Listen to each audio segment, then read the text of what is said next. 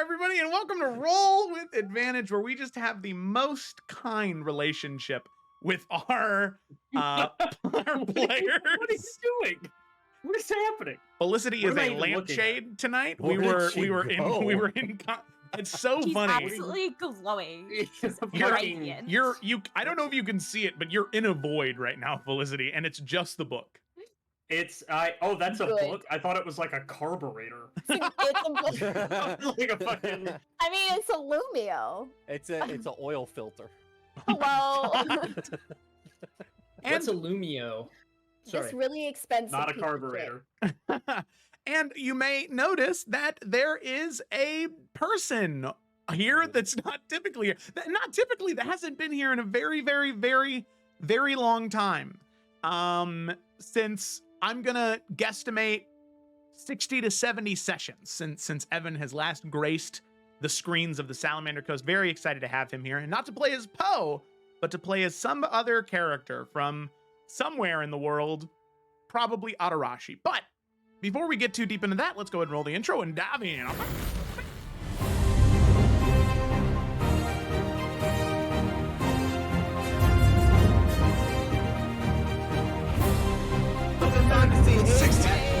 Yeah, this might be.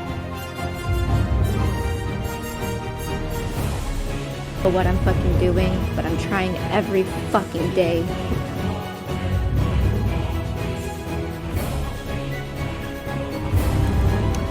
I would have never even met you.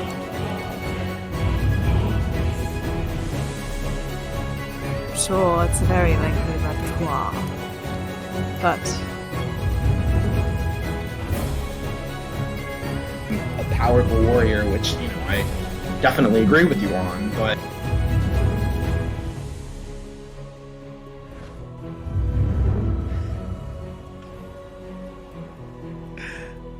So.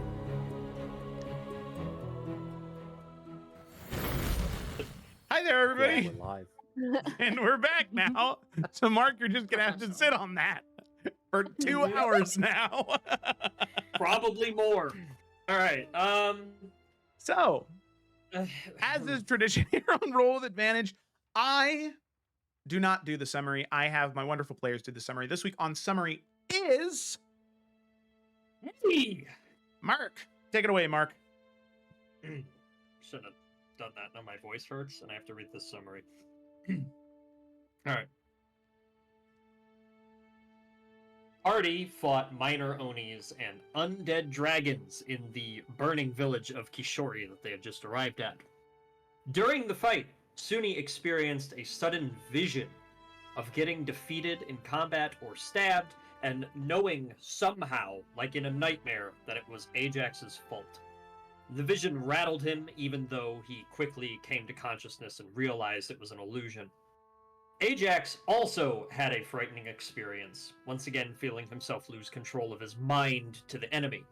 And in fear and anger before it could truly take hold, he pulverized one of the dragons, hitting it again and again until it was a bloody, bony mess, in a way that was uncharacteristic of him, definitely not his usual self. As the fight ended, Elder Iaso approached the party. He had heard of them, fake news, overthrowing Bella Clara, and was wary of them being in the village in front of others. But still, the party had saved his people, and he offered them a meal and a night's rest before they had to go discreetly, the least he could do. He did inform them, though, that there was a bounty on their heads. 1,000 platinum per party member, to be paid by Empress Suin and the rogue Bellaclaran investors. They would need to be more cautious who they spoke to and where they were seen from now on. As they settled in, Bianca comforted Ajax, who felt like he was beginning to lose more and more control and always felt like he was letting the group down in combat. She examined his new weapons from Ares as they became the focus of the conversation, and she found that they were divine at their center, but shrouded in dark energy. She wondered aloud why Ares was able to connect with him right now, but Pelor and Leos could not. Not sure if that was a good or a bad thing. Ajax also took this moment to admit what Ares had told him, to be wary of Hades. He also wasn't sure if this was a good or a bad thing, or something that the two of them should even try to get in the middle of. And they both left the conversation unsure what to make of things. In the morning, Carasilla used a spell called Seeming to change all of the party members' appearances, giving them an opportunity to assume aliases whenever they needed to take care of public business. So they did that. The most important alias was Tugs. And they arrived at the port city of Namiura, the next stop on their quest to gain access to the Karst cities. They were able to pass the border guards of Namiura by telling them they were visiting an old member of the Children of the Flame. And as it turns out, that part of things wasn't a lie, because the party convened with Carasilla's old commanding officer at a smithy. So they were welcomed in, and they conversed with her about two possible paths to the Karst cities. One they already knew about, getting passports, but they would need to get them for their current aliases and keep the lie alive. Or they could sneak through underpasses and outlaw cities to get in discreetly. They also started to discuss some politics. The party was trying to have sort of a hands-off neutral approach, but the CO told them that Loricon and Malice were both influencing the leadership of the area already, and that by trying to keep their hands clean, they may just be letting those two get their ways. They may have to get more involved in the squabbles of the region than they wanted to, even if they don't make any big decisions for the people themselves. She also mentioned that the yearly festival in Tsukakage was a political summit of sorts for Clan Shiroi, and a lot of big players would be there. After some discussion, the party decided on the passport route of gaining access to the Karst. Through connections that the CO had formed with the governor of Namiura, they were able to get stamps of approval on their passports. With that, and the money that was fronted from Alaric, they were set. Before they left, Ajax decided to show the hammers to her.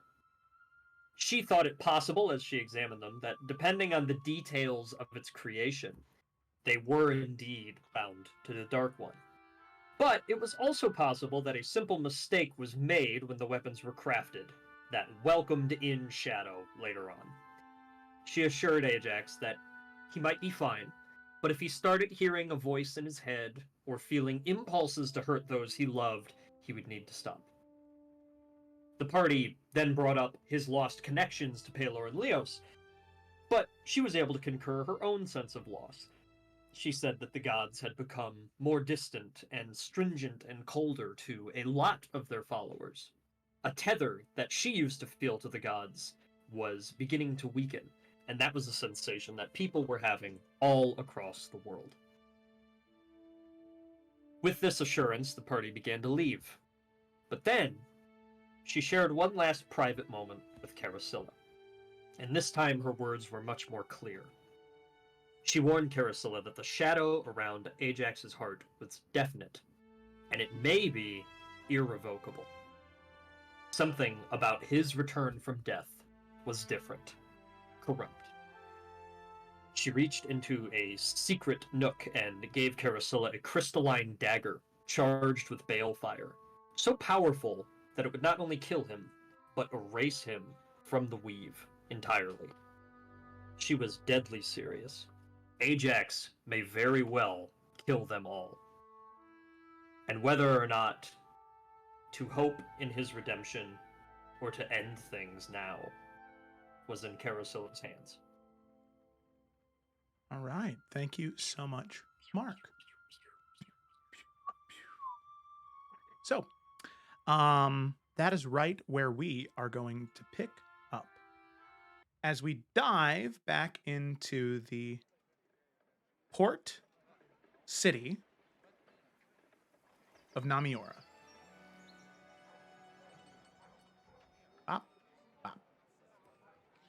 So within the port city itself, all of you had just been within section 2 of the city, which is that, as I said, the residential district of the city, the residential peninsula. You know that there's a little bit of time to kill before heading into the Pass Bureau, as Aniro will need to send word to the governor, and then the governor will send your certifications of identity to the Pass Bureau, and you'll be able to buy your passes. Presumably no problem. But my question to all of you is there anything in particular you wanted to do before that moment, or did you just want to head towards the Pass Bureau, kind of wait it out there, and then go in and get your passes when all is ready to go? I don't remember if we had anything else we needed to do. I did want to check in if anyone remembers how much time we had left on seaming, because that could also help us make our decisions. I believe we did it around noon, so we'd have around until like mid-evening, like 8 o'clock. Yeah. And I don't so- remember if we had any secondary, because I know we were trying to decide whether to go straight to the one, like, passport place or to Carasil's friend, but was there any other thing? Because otherwise we could just head there. Yeah, I mean, since we've only really just gotten here, as we're heading to the Pass Bureau, whatever it is, I'd want to at least keep an ear out, just to get better vibes of, like, you know, what people are talking about, any like concerns, the general vibe of the people here. Okay, yeah. Go ahead and make a perception check as you're making your way from the residential district all the way over to the Pass Bureau. Spot number 3. Doop, doop, doop. Oh, 14. 14? Okay.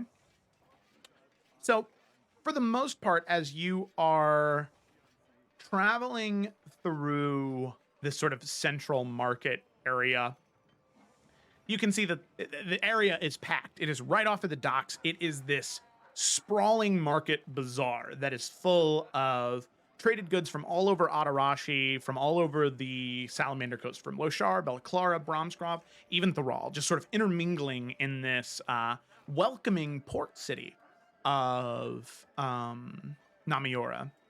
The port itself is walled off from the rest of the city, so that way people who are just here on trade only trade within the market, and they're not allowed into the city. So there's one gate out and there's one gate into the dock area. As you're passing the exit out from the dock, you can hear there are some travelers from other islands of Atarashi with a 14. As you just pass them, their conversation is rather mundane. You can hear one woman, she's talking and says, "If I'm being entirely honest, I do have some goods with me. They're being unloaded from the ship right now. I have spices and pottery from the island that belongs to Clan Opokami, but I'm afraid that the shipment is a little light for the governor." And you can see the trader wearing very, very fine clothing, sort of crossing their arms and saying, "What do you mean the shipment is light for the governor?" And you can see the woman sort of folding uncomfortably, saying, I apologize greatly to His Majesty, but there have been rather painful issues with bandits in the area. A group from the southern border between Iverion and Balaclara, a group by the name of the Bloody Fangs. They have been terrorizing different cities all over the area, and the only people that have been able to help are Empress Suen's soldiers. And, well, the Empress is stretched thin considering the work she's doing here with the Outlaw City, and over there with the Bloody Fangs. However, I don't know if her soldiers just aren't doing a good enough job, but the terror is still happening. So I apologize again for the light of the shipment. We're more than willing to take the pay cut. You can see the governor sort of nod, or the representative of the governor nod and say, "Very well, I will inform the governor. Just everything you have, we will take." And you can see the trader woman nods and heads back through the exit gate to head back to her ship to prepare the rest of the shipment to come in. But that's about all you hear before you get out of earshot. Alright. Okay. Alrighty. So, as you are traveling past the dock area, you see there is one man who it currently has a market stall, and as all of you are passing it, provided your passive perception is higher than a 2, you can smell what is wafting from this stall. A collection of oddly shaped and sized fish, of all different paths of biology exist here, whether they be more traditional sea creatures like fish or things that are kind of similar to turtles, but they are a bit longer and their shells seem to have a bit more malleability to them. And as you pass the older woman, hair done up in this tight bun, but sort of sprays out of the top like a volcano, all of it stark white, says, "Yes, please, please. Fish, sea creatures, all caught fresh today. You, and to you, Cecily, young lady, would you like a lushix?" And picks up the long turtle. Now, I would like to specify in this moment, I am Sherian Lararia, who is a 19-year-old boy. Oh, Just yes. But he's a bit of a femboy, so I could see her making the mistake. She sees the feminine features and calls you a girl. Okay. Yeah, he's very like, he's one of these boys. But you know those. But yeah, so she's offering a turtle thing. Yeah, long turtle. It's a little bit more malleable though. Okay. Well, I don't know that I've ever had one of these. How would you describe the taste? Oh, the taste of a lushix. It is unlike anything you've ever had before. The only way to know is to buy it and try. Well, I suppose I have the money. Might as well enjoy the local culture, And she'll take out whatever is necessary. Okay, 1 gold. 1 gold? Plonk? It's a very rare fish. Oh, yes, here you go. She puts it into a large paper bag and hands it to you. Takes the gold coin. And then to we'll say to Ajax, your character, Ralph. Ralph, he was a human. Giant human with a bright red long beard. Okay. So you can see that as she sells the one fish to Sherry and Lorarian, Yeah. she looks to you. Those are names. You can see her reach towards this other fish that has these like spiky tendrils that are coming off of it that alternate these different colors of red, orange, and yellow. And she grabs it by this very long sort of snout that it has coming off of it, almost like an elephant snout, just very small for the fish, as it's about the size of a basketball. As she grabs it by the snout, as it's sort of like floating, very buoyant in the air, very light. She says, "And you, sir, a lolog, a starfish lolog, would you like? It is quite good to match your hair, of course." How much? Oh, a modest 2 gold pieces. It is a delicacy of Shiroi, after all. It looks poisonous. Is it poisonous? No. The starfish lulog is not poisonous. Luckily, all of the other variations of it are, but the starfish ones are not. You see, you just have to eat Have around any the of spiky poisonous tendrils. type? No? Fine, I'll take that one. Do you have change?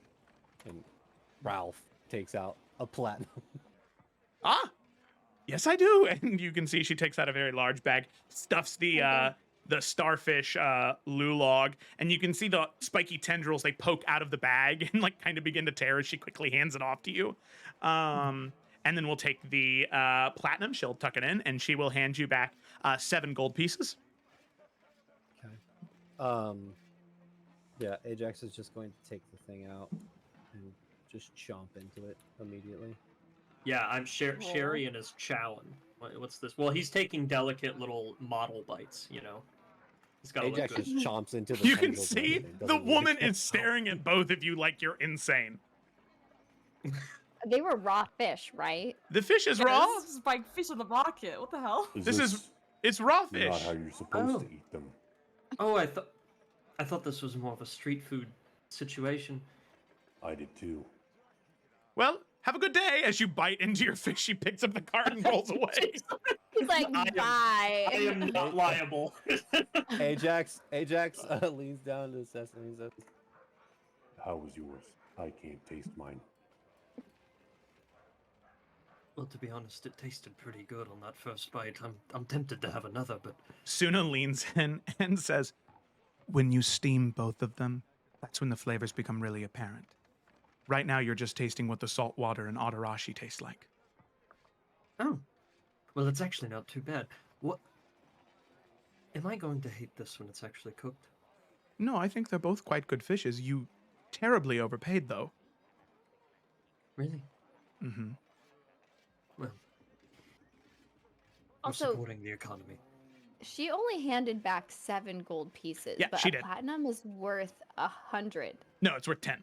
no, 10. Oh, I was Yeah, like, it's 10. Ajax! Okay. Oh, Great so gold. I'm missing a gold. Insane. Yeah, she Does handed Bianca you- say she that? That's no, Felicity was. Yeah, like, yeah, it was Does 2. Bianca say? She shortchanged you. Yep. Bianca doesn't say anything. Bianca's just judging from She's afar. gone now, by the way. She's nowhere to be seen. As Ajax, you notice you realize now your count's off. You're missing a gold. Not even a smell anymore. Alright, well, I guess I need somewhere to put all this fish at the moment, unless we want to sit and have a little chew. When did you start doing an accent? I'm Sharian Lararia. I'm developing a character. I am very sorry. Heh. What? Sherian. Rare. I'm Tugs. All right, that's enough market fun for today, right? Yeah, I just bit a raw fish. I think I'm okay. Ajax is gonna say to Bianca, I do want to try and find somewhere I could purchase an item for the mine. Right. Let me help look for that too. And yeah, I guess now we're looking for something that might have like an amulet of protection against being charmed, right? That was it. yeah. Mm. I mean, like, I'm not looking to like RP it or anything. Just Ajax is gonna look around for. He wants something that can help him either on wisdom saves, prevent charm, just something to stop people getting in his brain. Okay. Because it's really starting to make him angry. Just Okay. starting. Yep, just now. Fool me once. Happened twice though.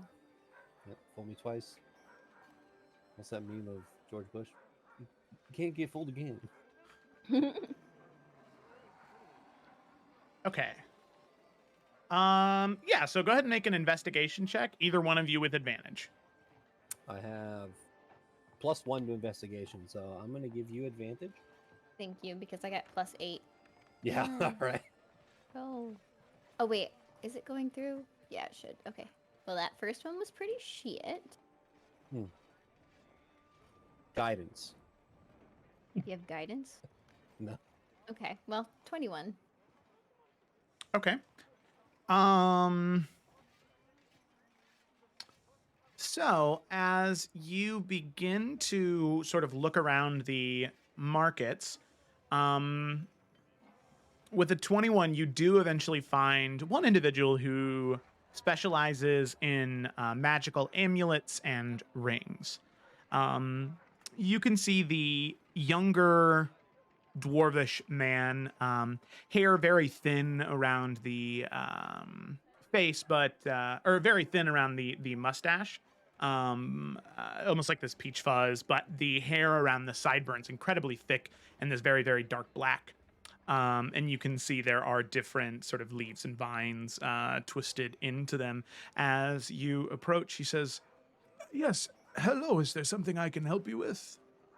Are you interested in yeah. purchasing rings or amulets?"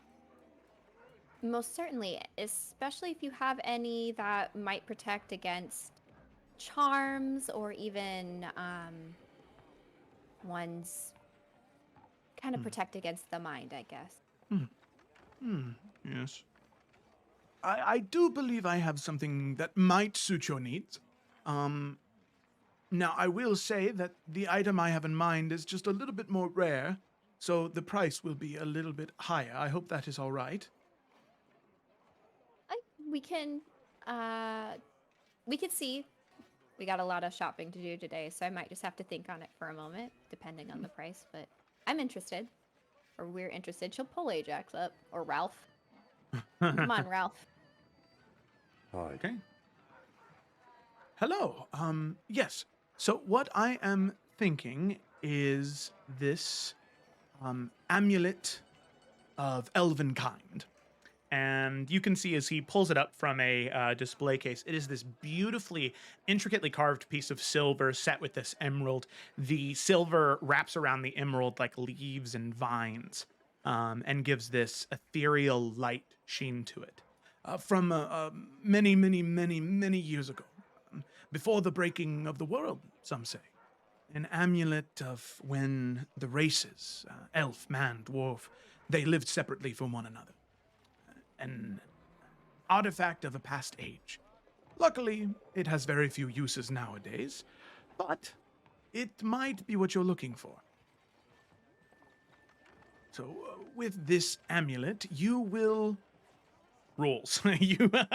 So with the amulet, when you are attuned to it, you now only need to trance, so only need the 4-hour meditation. You have immunity to sleep and can't be charmed. And I believe that is It can't be charmed or advantage against charm. can't be charmed. That's Same thing. better than elf, isn't it? Is elf's just advantage? Oh, is it? I thought so. Yeah, thought- that's disadvantage. Oh, then it would be advantage. Because I was like, damn. I'll take the immunity. So it gives you oh, you can't be put to sleep. That's what it is. Advantage against being charmed, can't be put to sleep. You have dark vision and trance. And And how much was it? this amulet will run you a modest 7,000 gold pieces. As I said, an artifact from a past age. How often do you run into things so rare? Very rare, one might say. Unfortunately, I don't think that is going to be something I'm interested in. I can do almost every one of those things except not be charmed. So, But that's the one thing you need, is it not? right, but I'd be paying a lot more gold for extra things I can't use. Yes, well, as is life sometimes. This is true. I appreciate it.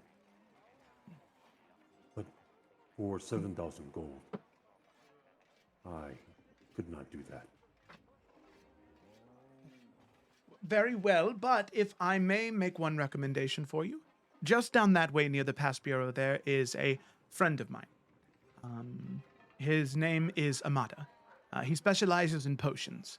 He might be able to make something that can break a charm for you, should you end up in a situation like that. It would only have a one-time use, but if it is something you desperately need, he may be able to help you. Good. Thank you. And your name was My name is Sonata. Sonata. Ralph, thank you for your assistance. Of course, of course. I'm happy to be of assistance. It looks as though all of you may need it here. You definitely do not look like you are from here. Aside from Don't you. Give it away. Thank you. Nods. Suna says, I'm their tour guide. Yeah. Oh, so sorry. It's okay. Well, enjoy the rest of your time here in Namiura. And he'll give a nod and start working with the next customer. All right, so that potion seller then? Yeah. Sorry, it's. I already can't go to sleep. Mm-hmm. It can't be. It was a lot. I apologize. It's all right. The potion's a great option, and then we can always still look into something else later. Doesn't Suni know how to make potions? I do. So we can You actually do? buy the. Suni kind of dabbled in it for a little bit, but I normally make the health potions and sometimes other stuff. Well, let's go We can buy the this potion. supplies or the Real the quick, recipe. Bianca, I'd like you to make an intelligence check as you're recalling from long ago the different Yeah, I'm like, alchemical proofs and theorems you used to know. yeah, because I'm like, I don't know if she would know it. Ooh. 22. That type of potion is incredibly hard to brew because it is a potion that requires magical ingredients because you're attempting to combat magical charming. So it's something that not only would you need probably 8 to 24 hours of brew time, but you would also need to be in a controlled environment where it couldn't be contaminated by otherworldly factors. Right. Okay, well, she'll relay that and basically say, let's just go ahead and buy 1 or 2, depending on the price. Agree. Maybe you can look at one of them and figure out how they work. Yep, and maybe we could also get me back at my shop and have all the necessary tools and time. Maybe. Right. Let's go see what they have to offer. To the potion seller. Potion seller. Okay. So the two of you walk down, collecting with the rest of the group and heading to the potion cellar that is right by the pass bureau, exiting out of the market. As you get up, you can see that this is a little bit more of a permanent fixture. There is a patio area where it seems as though most of the item selling is done. You can see there is a gnomish woman that is sitting out front where she currently has sort of long braided black and white hair. Not of age, but it just seems like there are just streaks of white within the hair that sort of twist down to about her waist. You can see that she's currently sitting at the counter talking to customers, shouting back things to a much older gnomish man that is in the very, very back where a lot of the alembics and other alchemy tools are. So, as all of you approach, the young gnomish woman says, yes, hello, may I help you with something? Yes, we are looking for a potion that can help against being charmed or defend the mind against magic. Defense of the mind. Let me see if we have that. Imada? Do we have something to stop charming? Imada! You can see the gnomish man in the back still is not responding. I'm sorry, would you be willing to give me just 1 second? Of course. Thank you. You can see that she sort of gets down from the stool to elevate her form above the counter. So you can see her drop down and move back, and you can just hear like the very, very like high-pitched conversation. It's a little bit further away between the two of them, hushed, as Amada immediately sort of stops what he's doing and looks at the young gnomish woman as they have this little spat back and forth as he looks back towards all of you and sort of narrows his eyes. So sorry. And talks, and you see him nod, and the young gnomish woman goes back up and says, yes, we do have something that may be able to help with that. It will, in any scenario, stop a magical sleep paralysis or a charmed effect that is that you're currently succumbing to. Now, he wanted me to stress that this is only something that can help with magical charming, not basic attraction. And you can see the gnomish man is just sort of in the back, like laughing at the joke he told her to tell. She does not find it funny. Right. And how much would a potion like this cost? A potion like that would cost you, he kind of looks you and Bianca and sort of the rest of your group up and down, about 500 gold pieces per person. Based on that look of looking at us and kind of gauging us, is she has she upped the price? Yeah, than make what an it insight check. normally would be? Okay. Come on, Ajax, you got a +6. Let's go. Okay. Yeah, there is definitely a little bit of price gouging going on here. I'm sorry, I did not catch your name. My name? Yanai is Yes. my name. Unai. Well, although we may look as though we have resources, and I can tell that you are maybe not being honest with the price you've given me, I'd like to offer you, instead of 500 gold, about 300. Ajax, make a persuasion check real quick for me. Ooh, no. So Joe, I I should've- think Mark is missing from the stream overlay, and I don't know. Oh, how that he happened. is? Yeah. Oh, no. Fuck, I was man. looking at it and I was like, Mark's screen isn't black, and then I remembered that's for Cameron. I was like, oops. Okay. Yeah, distract him. Distract him. Okay, Oh, there you go. God. I'm so sorry, Oh. Mark. You. Guys, I have a -1 to charisma rolls. I just, just throwing that out there. I should have went the intimidation route. It's the no Gemma and add Evan got me confused at the very beginning. I wasn't paying that close attention. All right. So with a 3,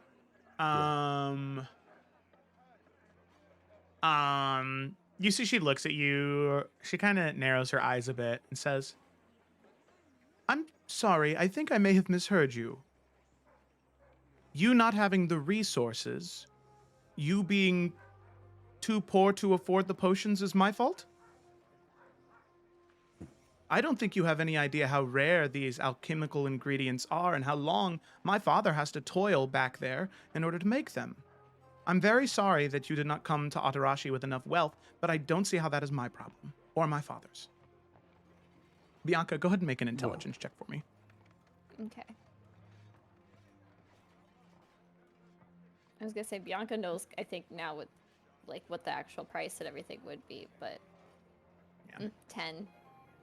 It's a little bit of a gamble. The ingredients to make this potion are common in Bella Clara, but you're not sure if they're that common in Atarashi. It'd be a little bit of a gamble to bring that up, but she might not be able to call your bluff if it's true. Okay. I know we're already in a tough spot.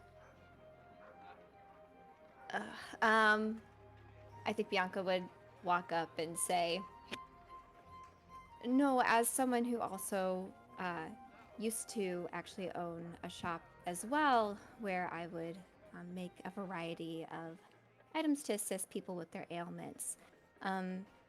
While I'm not usually the one to craft counter charm potions, I don't recall the ingredients being quite as expensive, so maybe some of the cost prices were offset here. I think just where we come from, we're a little surprised by that. And getting here was already, I'm sure you're aware, a little bit more expensive than we expected. But if it's the cost here, then it's the cost here, I guess." She looks back and forth between you and Ajax. "One moment, please." And you see her get off the stool and go back to her dad. Two of them have a little bit of a back and forth. And this time, Amada, the older gnome man, he approaches the counter and sort of gets up on top of the stool and says, "I'm very sorry. I think there's been somewhat of a misunderstanding. You see, my daughter, while she manages the front counter, she does not have nearly as deep of an understanding of the ingredients and the cost to production ratio as I, the potion master here, do. I apologize gravely for any oversights on her part, and she would also like to apologize now for any offense she may have caused. Yes, I am very sorry for any offense. I did not mean to call you all poor. We'll have to work on your apologies, daughter. But please, from me, a very heartfelt apology. Sir, the price that you had offered before was 300 gold, correct? Correct. I will sell them to you for 250. An honest price that only gives a small amount of profit to myself. I appreciate that. I will Do the 300 gold, if that is okay with you. No, no, sir, please. I insist. 250. And we'll call it 200 if you buy 2 of them. Deal. Right? So Ajax kind of slightly looks at the daughter and smiles and pulls out 20 platinum and just places it on the table. Okay. I'm gonna throw in an extra 2 platinum for each of them. Very nice. So is that it's 59 minus 22. 37. All right. And hand that over. Okay. Say, Thank you for your business. Of course. I appreciate it. Yes, yes, of course. And please, as long as you are a Namiora, please do not hesitate to come back for any of your alchemical needs. I promise you that we will work on our service skills in the meantime. Yes. Have a You great rest of your day. created You as well. You can see Amada as the group of you walk away. He starts like going back and forth with his daughter, back and forth and back and forth and back and forth, as eventually new customers arrive. And he goes, yes, welcome, welcome, please, please, please, would you? And he goes back to the potions. Ajax, Nice. last thing he says to Bianca is, I really need you and Carasilla to teach me how to do that. I'm very bad at negotiations. Yeah, if it's negotiating about something I don't know anything about, Carousel is the way to go. It's not the words that help me there, just knowledge, but it's all right. Onward to the passports. Okay. dope. Alrighty. So as all of you head towards the Pass Bureau, there is a bit of a holdup at the, not gate, but archway that leads into the Pass Bureau itself. You can see that there are guards stopping people periodically. It seems randomly as people are passing through, asking them questions about their identity, looking for pieces of identification. So what I'd like is I would like, Evan, just because you haven't done anything yet, you have no stakes in what happens here. I'd like you to roll a D100 for me real quick. Heck yeah. Let me do that. Kill us all. Get us all Oh, arrested. don't fuck up. I'll just route. Okay. Oh. All right. Take that. 94 damage. Oh my god. Okay. So as all of you begin to enter the group, 2 in front of you get stopped. A few questions is asked of those individuals. And then as it gets to you, the guards ask all of you to stop as well. Please halt right there. Before you enter the Pass Bureau, we'll be asking a few questions of you. All right. Happy to oblige. Very good. For you, young, sir, ma'am, what's your personality? Anzi, that's right. Okay, so you are. Okay, all right. Sorry, I didn't want to misgender you like I did Cecily or Shirarian earlier. Whoa. Chardonnay. I just realized I totally wrote down everyone's thing. Very well. Young woman, what is your business here for you specifically? You are looking to purchase a pass? Yes. For what In purpose? fact, well, we wish to go up to the past cities and hopefully be able to go to the festival that's happening up there. I believe that we should have our passes at least partially cared for by the governor. Very well. To you, well, what was your name? Anzi. Anzi. Last name? We didn't think about that, did we? Y'all, am I the only one who came up with the last name? Apparently, Y'all. I guess. No one thinks about last names until you have to, okay? That is the problem here. Mhm. You better come up Kyrie. with something. Anzi Kyrie. Yes, And where are you from, Anzi? from Ivarion. Ivarion. What city in Ivarion? Pathcrest. Hearthcrest. Oh, did you attend a college? No, it's a difficult place to get into. Isn't that the truth? I had a brother who tried to go there. He was denied. He sailed all the way to Hearthcrest, but was denied upon entry. Didn't pass his entrance exam. We had to pay for him to come back to Namiora. He will not live it down. It's been 10 years since then. All right. Very well, I hope Ansi, can you are find clear a to... similar college. None like Hearthcrest, though. Unless that College of Extraordinary Magic's off in Odero. However, I still think that place is a scam. Very well. Ansi, you are clear to go. You may pass. Looking Can at... I be right behind her? 'Cause Yeah, I'm he her said sister? that. Yeah, said that to you, Bianca. You may pass. Looking to Okay, you, Sherarian. Sherarian. Arian. Sharian. Got it. Yeah. You may pass, Sharian. No, he doesn't know your name. At you, Ajax, stop. And you see him place his ear up to this sort of cuff that is hanging off of his ear with this sapphire that's right near the earlobe. You see him press into it. It glows magically. Checking with the front gate. Did you have an Anzi enter through the city? See him nod.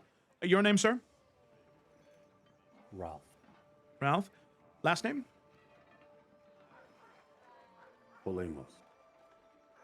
Polemos? Yes. From Thrall, then? Yes. Very interesting. From what city in Thrall? I'm from Port Limnos. Ah, the capital, the capital. I've been there once or twice on vacation. A beautiful city you have. It is. What business do you have in Namiura with the Pass Bureau? The same as theirs. And that is, sir? To go to the Car City? For what purpose? Is there not a party coming up? For the festival. Very good. You may pass. Thank you. You, young man, what is your name? Pointing to you, Cecily. Sherry and Loraria. Sherry and Loraria. What city are you from? Originally from Dragon's Bay, though I've spent the past couple of years in Summer's Rest. Summer's Rest. What business do you have in Bella Clara? Well, I'd heard of a little bit of a passion I wished to chase against my parents' better wishes to attend a place known as the School of the Shallot. Ah. Yes. Of course. Well, I hope that goes well for you. What business do you have in Namiora with the Pass Bureau? Well, I wish to gain a passport to go to the Car Cities like the rest of my friends, but more particularly, I'm under the guidance of the School of the Shallot. They told me I should get more worldly experience before I return to them. Have more stories to tell. Yes, well, I hope all goes well and you attend the festival with no incident. You may pass. Thank you. Mm-hmm. The whole time he was doing this. And that is exactly why his interest in the conversation continued to flow. Yeah. Cecily knows exactly what she's doing. She wants everyone she talks to just not want to dig any deeper. God, this guy sucks. As Sharian, as you enter, the kobold behind you, he says, Sharian, stop. Is the kobold with you? Yes, that's Tugs. Does Tugs talk? Well, you can ask Tugs. Uggs. You may pass. He's going to be quite the comedian. All right. What that means now is that the next time Tugs speak, it has to be somebody else. Because I've done it. Okay. Felicity's done it. So now the next person has to be a random person. I got it. Okay. Cool. Eventually, they finally stop. Suna. Halt. What is your name? My name is Shimada. Good. Shimada, what is your last name?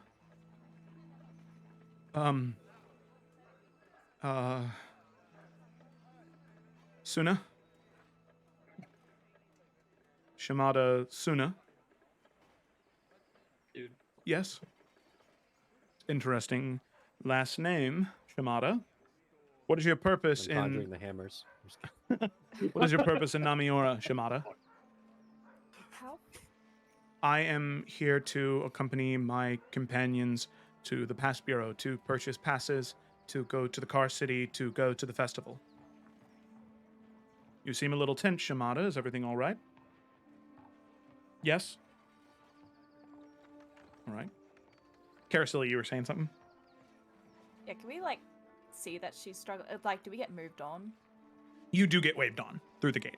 So you're right on the other side of the gate. You can see her currently like squirming, but Anyone got modify memory? Well, can I hear what the Use the security dagger. person is asking her as well? You 'Cause I can, imagine his yeah. back turns. I Mhm. can't. Yeah. Okay. Cool. yeah, it is. Oh. It's not a gate. It is just an archway, and there are currently 2 guards posted at the archway. One that is just standing there. The other one that is doing the talking and writing. But no, so much eyes on us. Or I could maybe do subtle message if I need to. Like You have could that do ready just in case she starts floundering. You could do subtle message if you wanted to. Regardless, there's so much commotion happening in the Pass Bureau. Okay. There are guards, but as soon as you enter, once you get past them, there's not too much of an eye on you. Yeah. She'll just be keeping an eye out and just be ready to just help Sooner out if she needs. All right, Shimada. You are from Adarashi, correct? Judging by the garb. That is correct, sir. What island and clan do you hail from? Akai and Akai City? And your last name is Suna. I feel very bad for you. Say that name is cursed, you know. I suppose then either you're quite old or your parents didn't like you very much. And he looks back up towards Suna, and you can see Suna's like balling her fists at this point. It was just a joke. Sorry for any offense. From Akai City, Suna. Shimada, how old are you?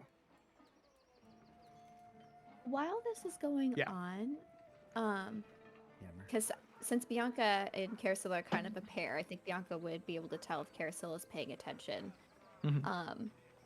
Can I insight check the guard? Because I know sometimes they have to, do little like they have to seem cool and collected, but like, is he starting to seem suspicious? Make an Of insight her? check. Okay. Man, my character's not insighty. 16. 16 definitely is starting to seem like a little bit of suspicion with a 16. Okay, I think because Bianca's not the charismatic member, she would to Caracilla, kind of leaning into her ear, say, he's suspicious. I don't know what to do. Yeah, I mean, Carousel is about to throw a message. Just say to Suna, you're 3 years younger than you are. Your family moved from Okami. Moved to try and find a better place. You don't like to talk about your history.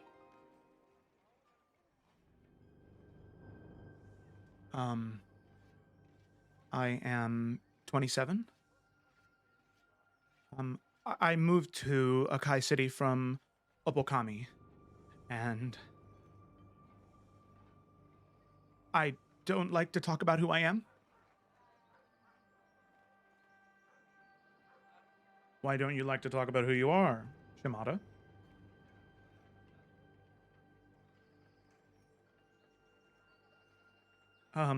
Carousel will continue. Seeing that this right, she's trying. I do have thaumaturgy if we want to create kind of like a little bit of like a startling in a different direction or something like that, like a sound just to get maybe the guard thrown off. Just a concept. You do you, boo. But We'll see how this next thing goes, Carousel- and maybe I'll fix it out. I wasn't aiming for her to be like, oh yes, I'm a sus person, but that's okay. I should have specified. Knowing of the corruption of Upper Kami, it's a tender spot. Well, I think that being a native to Arashi, you should be no stranger to the fact of the curse that's on the Obokami lands. Who would willingly want to admit that they're from there? That's a good point, Shamada, but you told me that you were from Akai City. So are you from Clan Obokami or are you from Akai City? I'm getting my wires crossed here. Maybe I just wasn't paying attention. Would you like to start from the beginning? Your family moved from Upper Kami. You grew up in the city, however.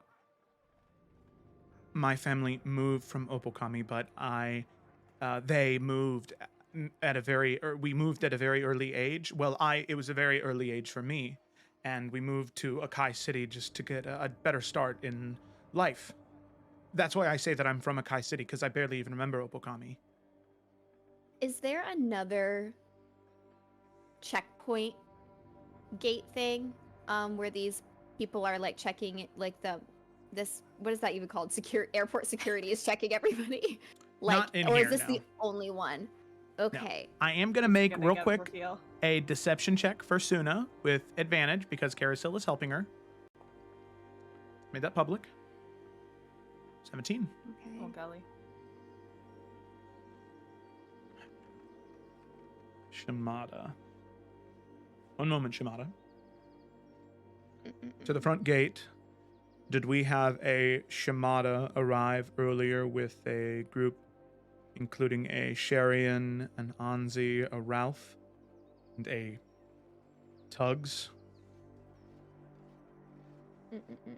Okay, as he's doing that, can I pretty please make like a crashing sound, maybe from nearby, just something that looks like almost like a pot is shattering, just so whenever that message comes in, there's a loud noise happening, so maybe he doesn't fully hear what they're saying.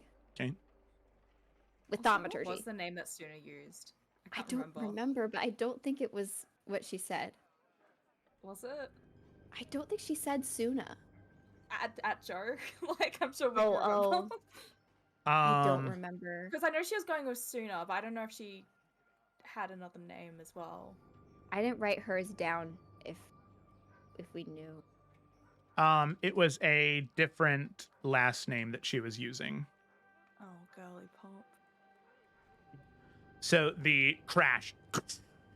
You can see the guard immediately stand at attention, ready. Both of them stop moving. You can see a lot of the other activity outside of the pass stops. Everybody within the pass bureau stops looking around. A lot of the guards come marching to attention. There's about 5 different guards that converge on the point where you created the thaumaturgy as... I'm gonna be looking around too, like...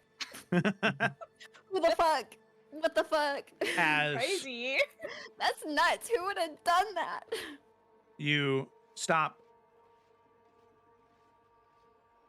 He's going to make an insight check on Suna.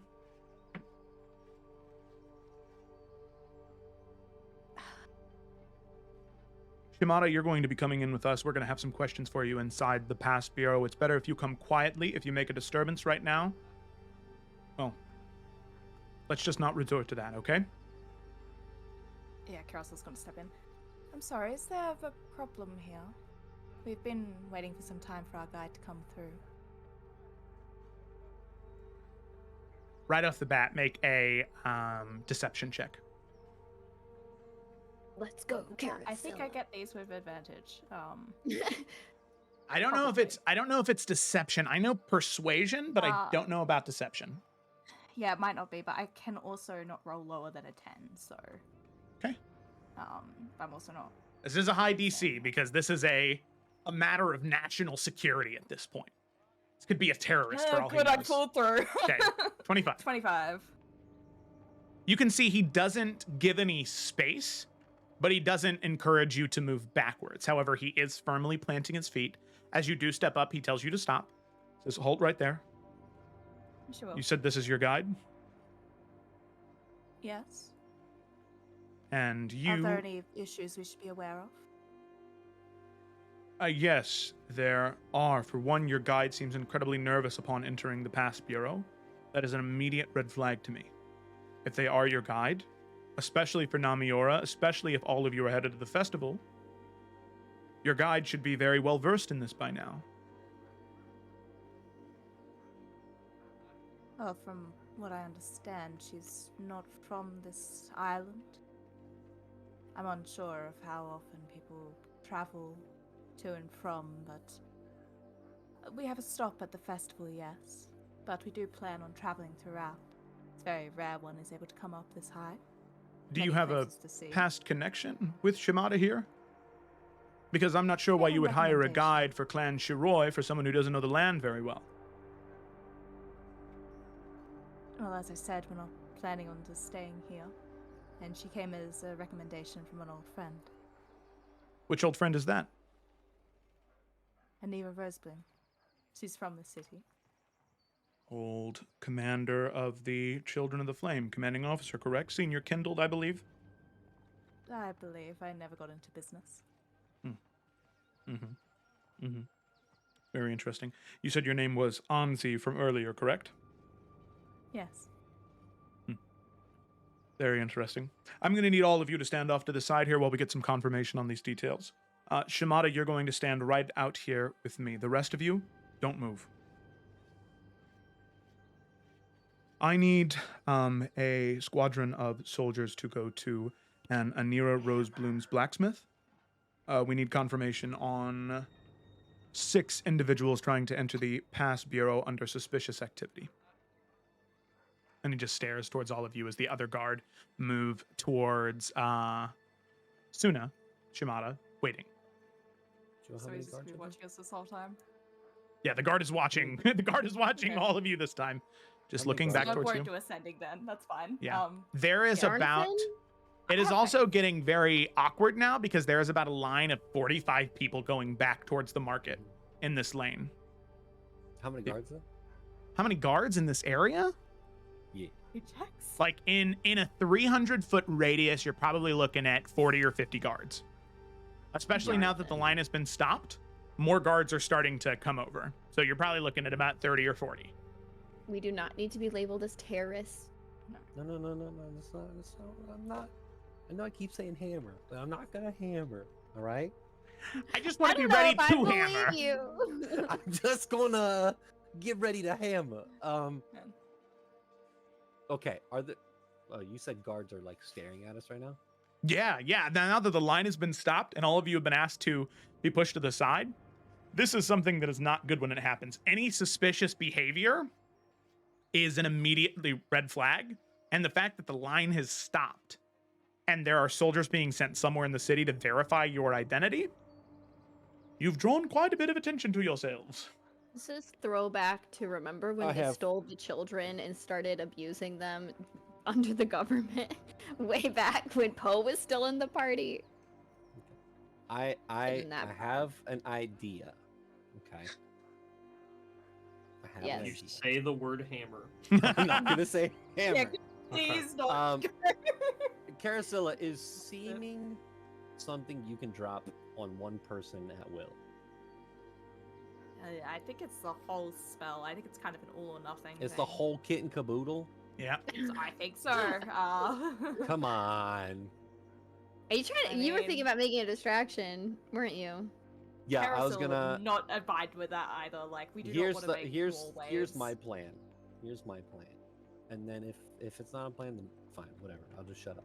But Ajax was gonna tell Carasilla in like 15 seconds, drop seeming on him, and he was going to, I don't know, tell a guard that he needed to go to the bathroom, and then like sneak away, climb up somewhere. You drop seeming. He looks like Ajax. All the guards see him, and they're like, "Whoa, what the fuck?" And then he runs. That was the Okay. plan. But I also think that making more of a commotion is really going to go bad for us, especially when they're already suspicious. And I'm out And- here hoping that Anira's going to be a bro about this shit, because like she saw how many of us they were. She knew where we were going. So it's Mm. like, how many other matching the same description, same time? All right. I mean, so she's here's sent my all other of plan. us. My other plan is hammer. So, All right. Sherion is standing with his Love hands in Arion. his pockets. That's what I'm doing. He's not. He ain't doing shit. He ain't Fine. gonna. Yeah, Ajax is gonna shut up. He's not doing that. I think it's I good to got be some. ready, but like. Just say hammer whenever Yeah. you want. Time to time. But it's This is safe Bianca, word. aka Dracelle, is just clinging to her sister, playing the more. What's going on? Huh? I just wanted to see the inside of the passport building. This is Didn't realize crazy. trying to go to a festival was going to create such commotion. Perhaps we would have skipped the island if that was the case. And she would I just love start that. saying that to the rest of the group, you know? Please be a Karen about this shit. I love that. Togs! Cool. Thank you.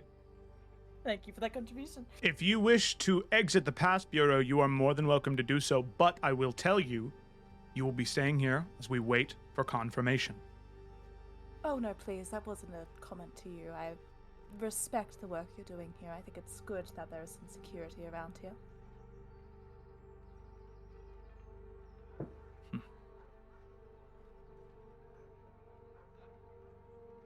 So,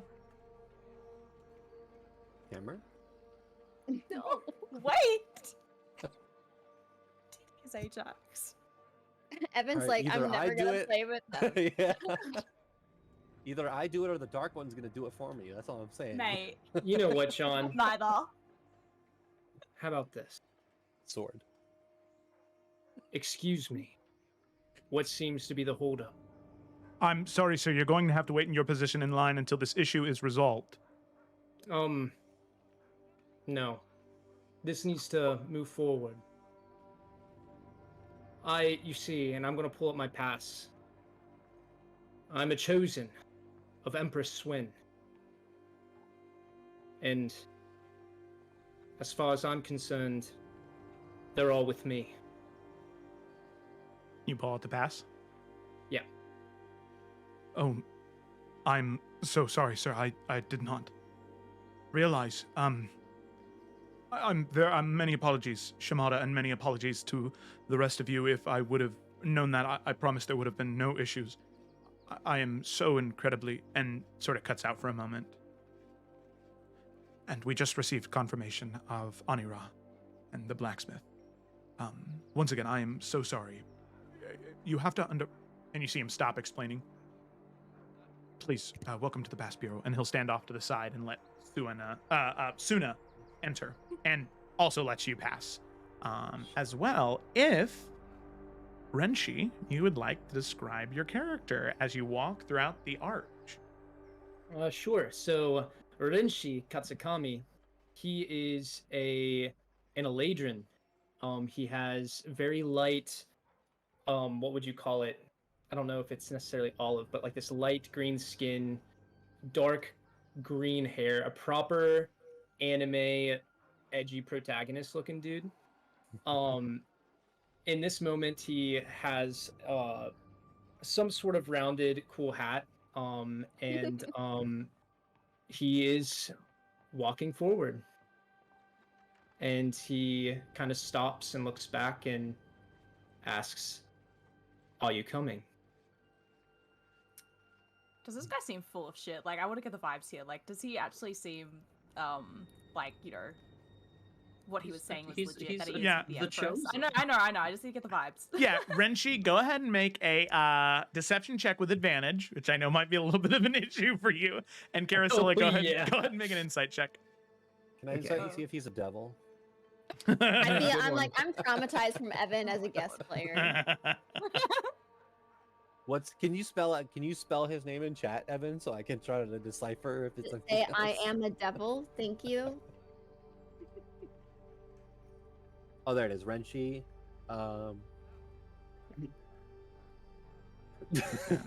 Nice. And then I'll go ahead Okay, and I am the post devil is silent. Renshi's art there. Oh, I'll curiosity. Yeah, he Wow, we is got in the 3 know. alive just rolling up. Damn. Okay. With that, so 15 on the deception, 15 on the insight. Karasilla, it's a toss-up. I mean, he spoke with a lot of conviction, and the guard immediately trusted the pass and let him through. Sort of meets it, beats it kind of thing. I don't know what that means, but sure. Like, it's fine. I I think realize it's really not worth it. if, yeah, if but- Caricilla has some hesitation, I think Bianca would be like, "We'll figure it out later," and just kind of link her arm Yeah, with hers No, and we're follow definitely rolling through. with it. Right. Yeah, Yeah. And Caricilla will also kind of like wrap her arm around Sooner as well, just to give a little bit of comfort and also just like, okay, let's move on here. Yeah, But Cecily's yeah, gonna we'll follow be. along. Cecily will be less subtle about it. She, as Sharian, she's gonna say to the guard, like, "No trouble at all. This will be quite the story to tell the Shallots someday. You have a good day." And she'll move on, and like, within 3 seconds, we'll just get like right next to this new green dude and be like, "All right, who the hell are you again?" Ajax is waiting for all of them to pass, and he is in the very back, watching this new guy. Right now, I am your way in. We can have proper introductions later. Let's just move forward for now. Well, all right. And she'll turn back to the party and just be like, Does he have any visible weapons on him? Joe, Hammer. do I? Well, would Renshi have it hidden? It is Yes. quite. Would It is quite the thing. So yeah, would it be... Actually, with my pass, I'm gonna... Oh. It's gonna be... I'm definitely not hiding that I have a weapon, but what weapon it might be, probably hidden. okay. Ajax is just doing a scan of the new guy. Type of weapon he's holding, looking at the boots to see if he's got daggers tucked away, all this shit. He's scanning. Alrighty. Go ahead and make a weapons and armory check, Ajax. Yeah, what No. does that mean? I was like, Go this is cool. What's this? Oh man. I guess history. Let me check real quick. Actually, just make a strength check. Make a strength check. Thank you. That's a weapons Appreciate and armor skill. Oh, Knows how to shit. hit hard. Oh, Fuck you wearing? I want to know your social security number. I want to know where you're from, what Louis the sword is Vuitton. made of. And I will punch it out of you. Hammer. Ajax, you are well known in the world of weaponry. From daggers to axes to blades to hammers that you have been prolific in mentioning since your arrival in the Pass Bureau. You recognize the type of weapon, although it is tucked away, although it is very well hidden. This is a man that holds himself with strength, and he is a warrior. He is a fighter through and through. Just from the way that he walks, you can tell that he is on par with you as a fighter. Different styles, of course, but he is a very well-versed, very well-trained warrior. You can see the hilt that juds out of the back underneath his cloak. You can't see the scabbard, but you can see the hilt of the blade. You can see it is wound in ribbon of multicolors, from blue to yellow, or from blue to orange to yellow to green. And you can see these green sort of tendrils of ribbon hang off of it, a decoration on the blade itself.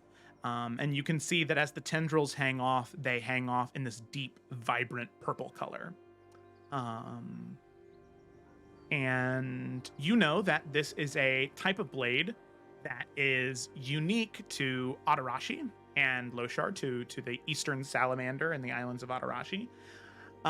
It's a katana. It's a katana. And you can tell from the way that the hilt is wound and the way the hilt, yeah, and the way the crossguard is built on the blade itself.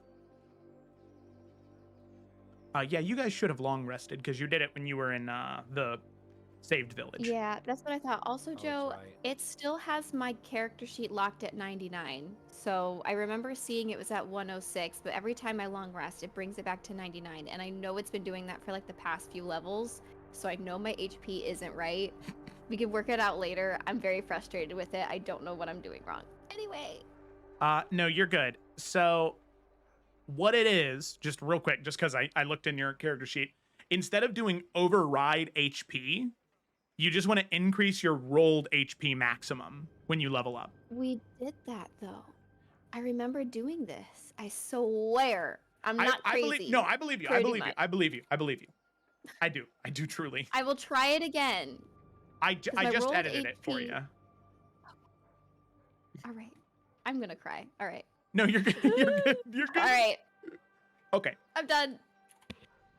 All right. So Ajax, that is what you discover from your investigation of his weaponry and how this man holds himself. Okay. Ajax isn't saying anything, but now he has a very a better understanding of who we're walking with. Ajax is now even more on the defensive and ready for hammer. Alrighty. So with that, you head in to the Pass Bureau. So upon entering, you are met with a buzz of activity. There are probably 20 or 30 different lines of travelers and traders that coil around these different pathways like dragons, each person clutching the necessary proper documentation to secure passage, or in some cases to settle disputes within the island that belongs to Clan Shiroi.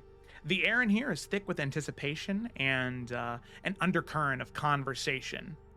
And most importantly, it is punctuated by the occasional stamp of approval and scratch of quill on parchment. The walls of the Bureau are meticulously organized with notice boards. They display tariffs, legal decrees, and the protocol for pass acquisition. You can see the clerks sit behind wide counters that are safeguarded by this enchanted glass that glimmers with a subtle luminescence. Each handle their inquiry with precision and discretion. As you stand in line, you probably stand in line for about 2 hours. So that means on your seeming, you're probably sitting at about, let's see, I think I actually caught the, let me fix the time so it's actually correct. You're probably sitting at about 2 hours left of your seeming. So with that, you eventually get to your spot in line and you can see the clerk, one by one, asks you for your documentation, asks you for your names, sees that you have the stamp of approval from the governor, and one by one, you pay for your passes. And your, so go ahead and mark off that, the gold required, which I believe when the mage told you about it way back when, it was 5,000 gold pieces. So 500 platinum a piece was given to you. Mm-hmm. Okay. Wait, so when one did by we get 500 platinum apiece. Well, it's gone now. Yeah. Yeah, we got Alaric, Alaric fronted the money for the passports. So Yeah. whether or not you wrote it down, Yeah. He did give Was that what everybody platinum I've been using. No, because you had what, 50 platinum? yeah, you have the money I gave you. Yeah, you're spending Cecily's money because he gave you 500 platinum, and you definitely have not spent 450 platinum. Did you take 300. the money from the village guy? Because he gave us 300 plat. He did, yeah. Okay, so that's where this money's come from, because I was like, okay. before this whole arc, I had 5 silver. And now I have 237 platinum. Where it came No, from? no. I don't know. Well, yeah, we could just say that you took that money. Yeah, It's sure. easy. Ajax needed it. He needed a He's a paycheck. bitch. Yeah. Alrighty. Am I covered, Joe? You do not need to pay, Renshi. As you show your pass, the woman at the clerk at the counter that's currently working with you, she says, Empress Suen's best with you. Please, here, and hands you the pass free of charge. As it's given to you, you keep the pass of Empress Suen. However, Renshi, you know that this pass probably won't be valid for much longer. Word will probably begin to spread very soon. So, with that, your pass to the karst cities has been secured. All of you. And you are able to exit the Pass Bureau the building itself and the district. And you know, as it's told to you by the clerk, that in 30 minutes, the caravan, final one for today, will be leaving from Namiora. So the way that travel works is that there will be caravans, hundreds of carts long, that travel from Namiora to the Karst cities, back and forth throughout the day. Leaving this late at night, you will need to camp halfway through the night. The camp spots are entirely private, as well as your cabin, your cart in the convoy that will lead you to the area. So the 6 of you, plus Renshi, having been there with you, would all be staying in the same private cabin in the convoy and would have your own private camp halfway there. Would we? Once we are able to get our own cart, then. Yeah, reading Oh, we between get the our own cart, lines, so- the only You do. person we need to break the news to is Renshi. Mhm. Cool. Okay. Because I was like, wait, this cart, 2 hours. Ah, okay. But it's our private cart to a It is. private camp. Yeah. Yeah. Yeah, and we could take one person if he's a bad guy, you know?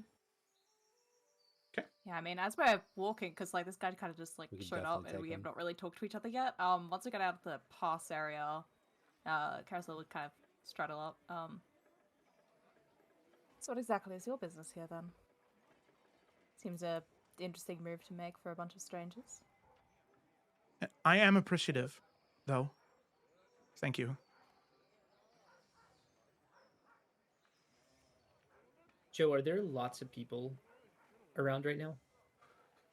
There are a few. I mean, it's a busy city. As soon as you get out of the Pass Bureau, you have some privacy, just because there are so many people moving all around and about, but you don't have complete privacy. Yeah, I mean, Carousel wouldn't have picked out a place where they're still really crowded, knowing that this may or may not be a lie / would be sensitive information if it's not, you know? Yeah, so you have enough privacy to discuss freely. Okay.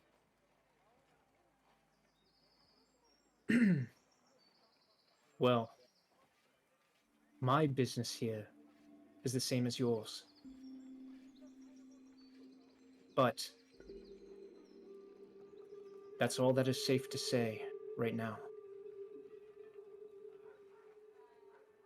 We should be sharing a cot soon. We can talk more freely there. But just know, I am an ally.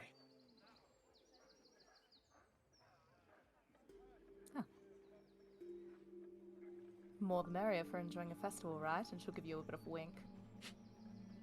And he'll smirk. Hell yeah.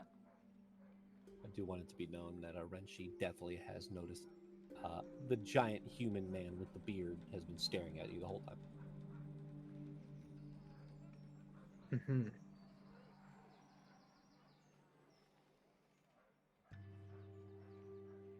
One sec. Sorry. Oh, go ahead, Joe. I just need to ask you something. No, you're good. You're good. Good. So, with that, all of you are in, I don't want to say a rush, but you do have somewhere you need to be. The carts are leaving very shortly, so sadly, there's not much else you can do in Namiora. Perhaps one day you may return, but for now, you must head to those carts. Yeah. And Hey, how long do we have until this fish goes bad? Should we cook it tonight? you should, yes. Okay, all right. Especially All right. because refrigeration isn't a thing. Sadly, you guys don't have Yours like a bag is of cold gone? thing. Yeah. You kept eating it? Yeah, just. I mean, didn't do anything. And Ajax You got did it, bored so in he just- line. You were just. Yeah. Wait, is Ajax allowed to eat? I thought it was a whole No, thing, he like, can't taste just anything or like eat how anything. bothered So it was just Okay, like him just chewing. I liked how salt you and stuff. said. Nice. I love how you said allowed and not capable. Yeah, yeah. He can, but we don't like. like- it. it's- no, it's capable like- of eating. I just didn't it's know if like- he was gonna like projectile vomit it, you know? Yeah, like the very vampires and what we do in the shadows. yeah. Yeah.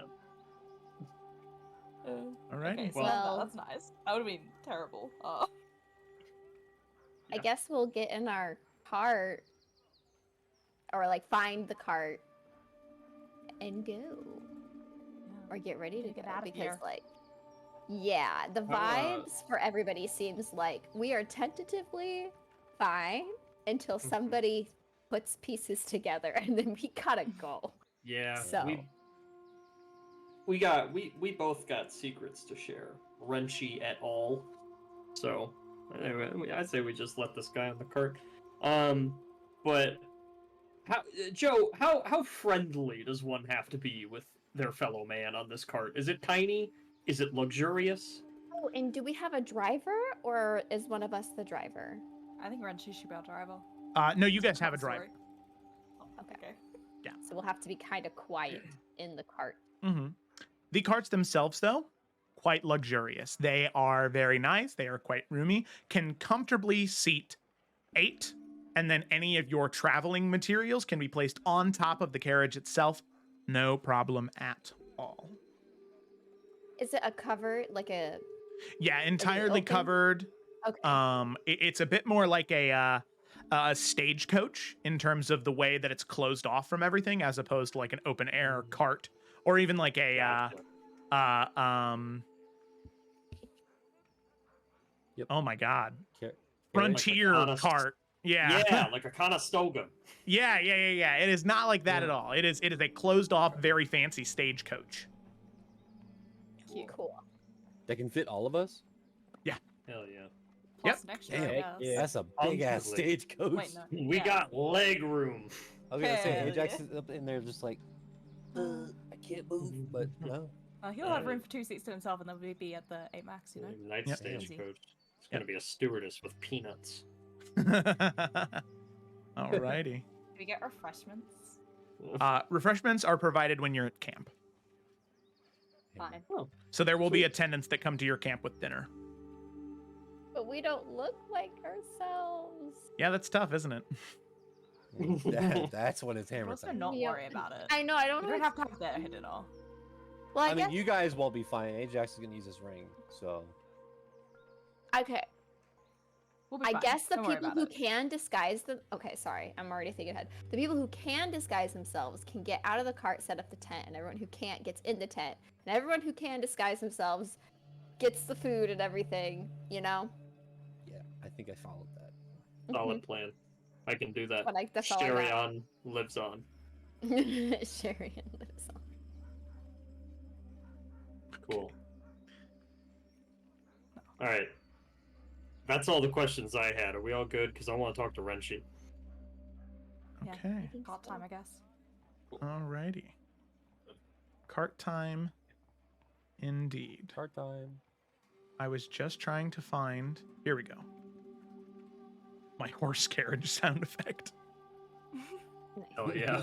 Oh, so we were buying you time, actually. You were that. I was desperately searching because I typed in cart. I typed in stagecoach. I typed in so many things. Oh, is it that one that's just called like on the road? No, it's called horse carriage. Okay. Well, yeah. Alrighty. So with that, all of you head to the convoys, and you begin your journey. You leave Namiora and the cobbled streets for earthen paths that wind throughout the lush forests surrounding the towering karst around you. The carriages creak and jostle over rocks and roots, and you can tell that every lurch you hit, it is a reminder of the untamed wilds that exists from city to city within Clan Shiroi's land. But very little light is given way as there is this dense canopy of trees and leaves that block most of the sunlight from coming in. On a hot summer's day like today, as it's probably around 75 to 80 degrees Fahrenheit, I'd hope so. 75 F to C, I hope so. or about 24 degrees Celsius. It is a rather, the shade provides comfort. And the carriages move at a pace where there is a slight breeze that comes through. Leaving some of the windows open allows for this very, very, very fresh breeze that smells of earth and grass. Very natural sense. As all of you begin riding along, the carriage churns and the birds chirp outside. So, with that, the group of you look to Renshi. this individual who, without him, Suna may have been all right, but definitely avoided some panic and some potential risky maneuvers by a certain party member with hammers. So, as all of you sit there, as all of you prepare to communicate with Renshi, I open it up to you.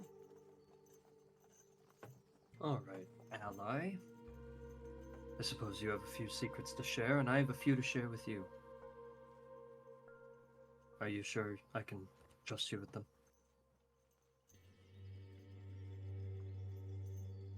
Yes. You can trust me.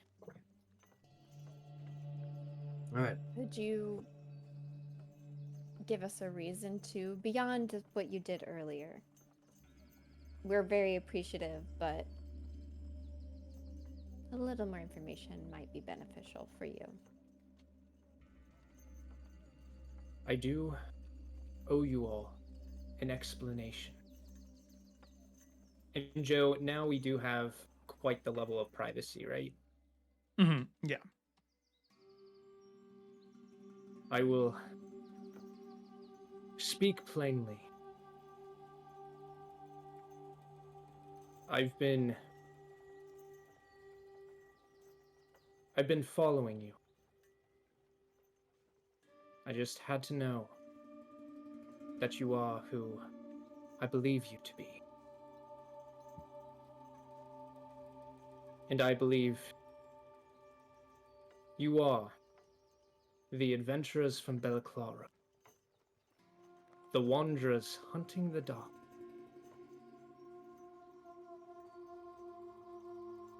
And I am Renshi Katsukami, a master of the 5th season. You can see Suna immediately lean in. You knew Yuki, didn't you? Yes. Quite well.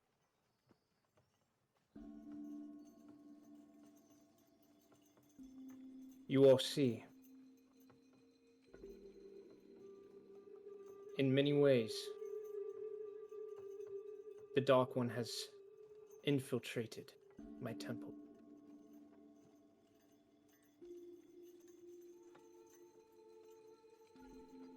My students,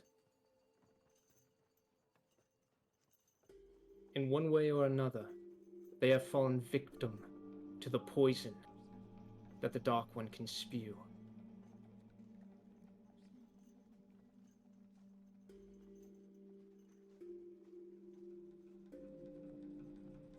Yuki. Yuki is the one that was one of his students, correct? Yeah, Yuki was the blacksmith. Amazing, because I did not want to go spilling about Yuki not being that person. Yuki was one of 2 of my students. And what has befallen Yuki? It has cut me to the core. But worse, what the Dark One has done to my other student. It is why I'm here.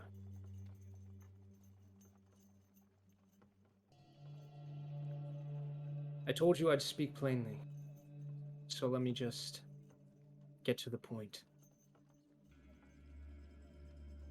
The Dark One has plans for my country, as you know. That's why you are here. And I believe those plans are beginning to unfold, and in many ways, have already been put into action. My country is at risk. And so is my temple in the Way of the 5th. And I know you can help us. I have heard what you've done in Belclara. And this is what I mean when I said my business here is the same as yours.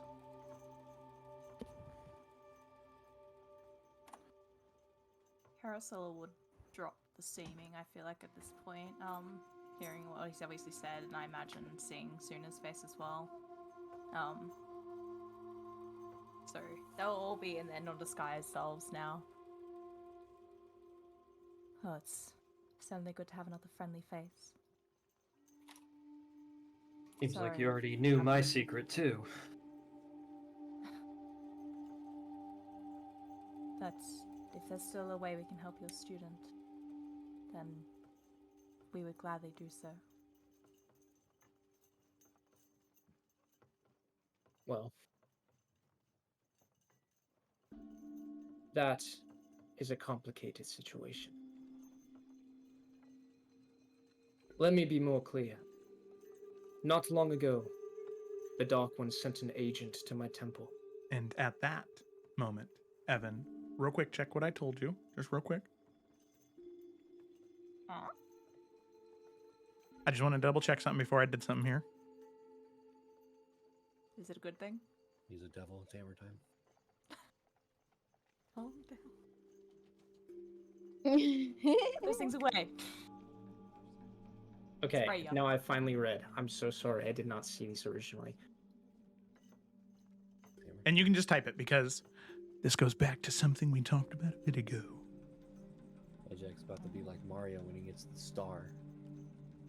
No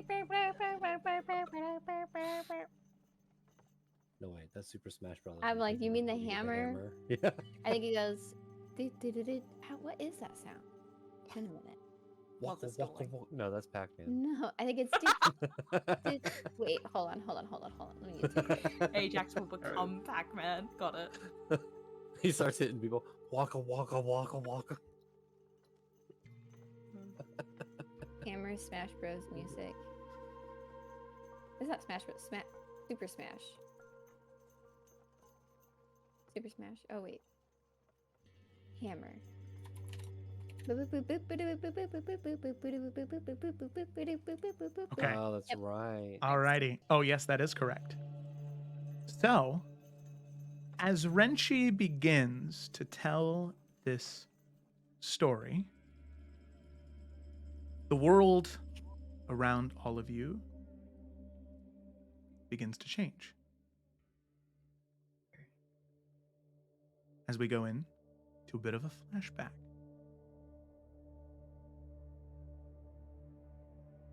Some time ago, within the mountain monastery of the temple dedicated to the way of the fifth element,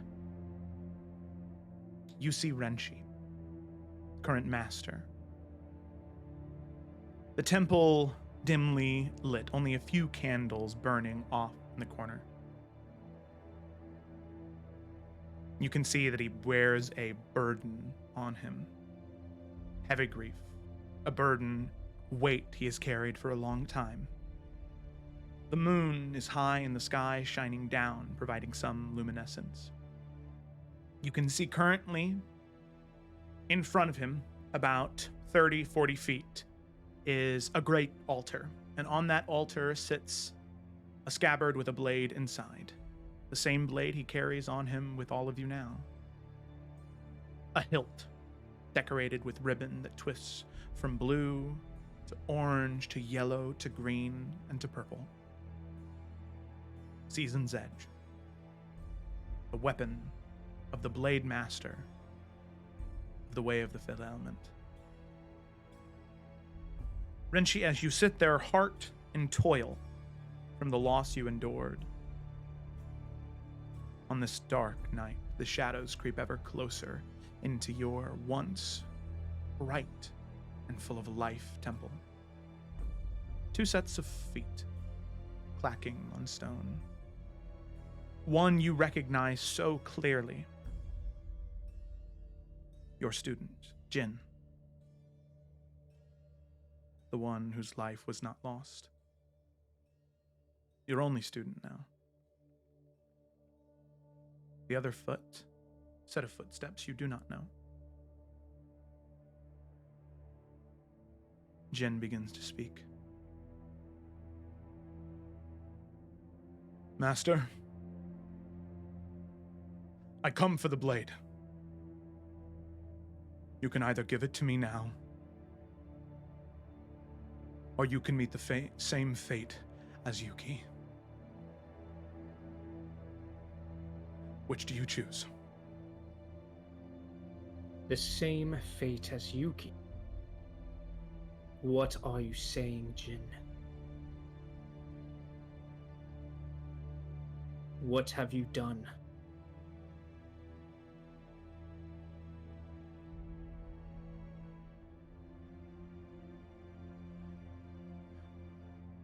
She was nothing, you know. She was worthless. I could have been great. I could have been so much more, the best blade master Adarashi or the world has ever seen, and you didn't even try. You spent all of your time with her. You did nothing for me. What else was I to do? As he begins to pace back and forth, still not having turned your head to look back at him. The other set of feet, placed firmly. All you can hear is a tick, tick, tick, the clicking of a metronome or a clock. If you will not give it to me, then I challenge you now to the closing of the lotus. You can wield your blade if you will like, but on this night, I will kill you. I will take the blade, and I will become the master of the way of the 5th season, and there's nothing you can do to stop it. As you can see, he draws his blade, pacing back and forth and back and forth.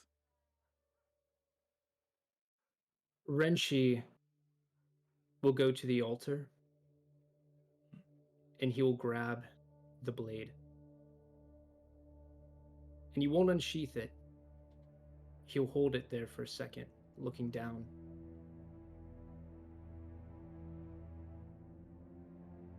It is a shame, student. I should have taught you so much more, so much sooner. For I fear you have made a grave mistake. And then, Renshi, as you turn, you now finally come face to face with the other individual in the room. You feel your heart skip a beat. You know long ago you felt the change in the world. You saw when the crack in the sky formed. You knew that they had returned. One of the 13 Forsaken stand just behind Renshi. You should have recognized the ticks at first. One of the chosen of the Dark One. Clockwork sorcerer, Mezenkelnos. He stands there, leaning up against the archway leading into the temple, bored. Watching Jin and watching you. He doesn't say anything, but he's here. And you can tell that he's a failsafe. Whoever commanded Jin to be here, whether it be the Dark One himself, one of the other Forsaken, or some other entity, they don't think he can do it. As you can see, he holds his blade incredibly tightly, Jin does. As he begins to lower it, he will begin to run at you. He'll charge, and he will swing. The thing is, Renshi, you taught him. You know what he's capable of. You know what he can do. It is effortless. Especially with the blade of the Master of the 5th season. So Renshi, in this moment, you have multiple opportunities to land fatal blows on your student. Or you could choose to escape. To run.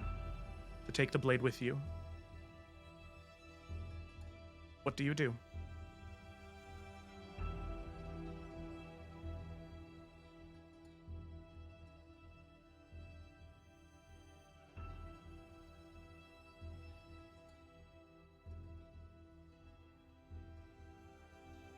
Renshi, right now they're just kind of fighting, and he's flowing through each of the moves.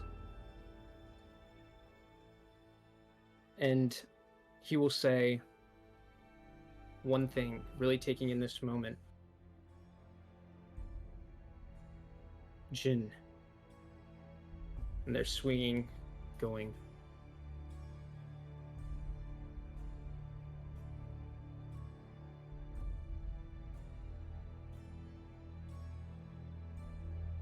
There is one last lesson I have to teach you.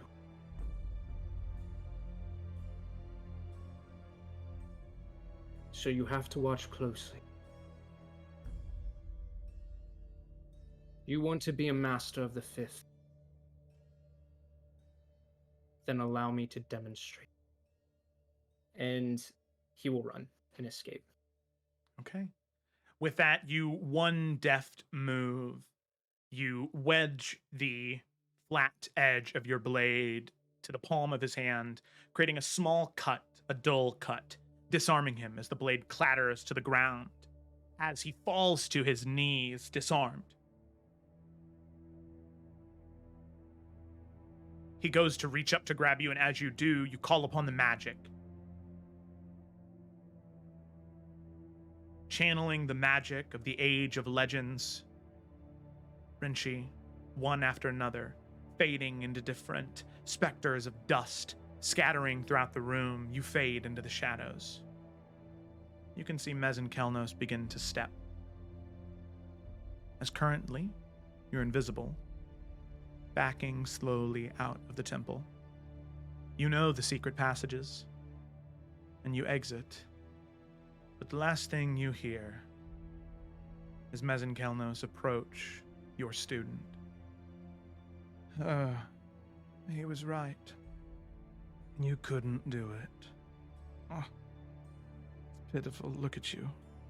You see him kick the sword off to the side. You were so confident, too. Even Empress Suen believed you could do it. Well, that's the thing, right? As he kneels down into Jin's face. You wanted to do it of your own strength. You think what I chose to do makes me weak, don't you? You know nothing, young boy. But please, allow me to teach you. And you can see Mez and Kelnos brings up his fingers, these sharp tendrils of porcelain. As he just says, let me give you the sight you need to finally win something in your life. And you can't look, Renshi, as you slowly fade behind the last column. You hear the needles insert, the squelching of flesh as Jin screams out in pain.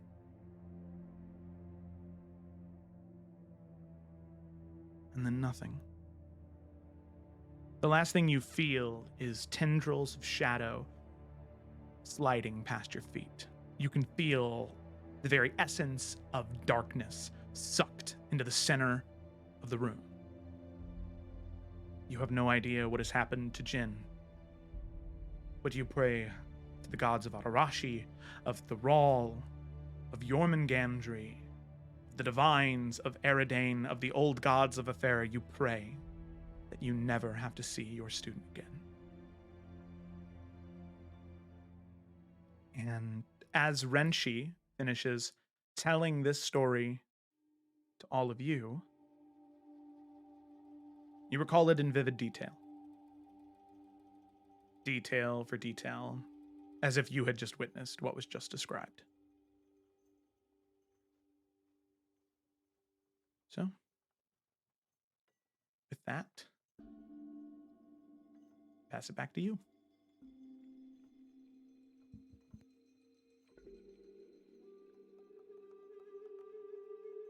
You muted, Mark? Is that the sword you have now? The one he wanted?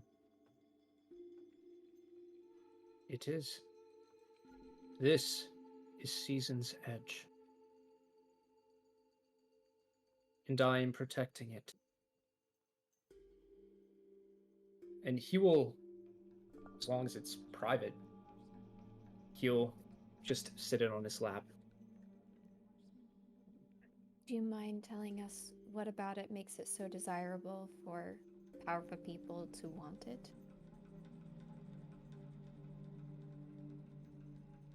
Season's Edge is the weapon of the Way of the Fifth. It is ancient, extremely powerful, and if it is placed in the wrong hands,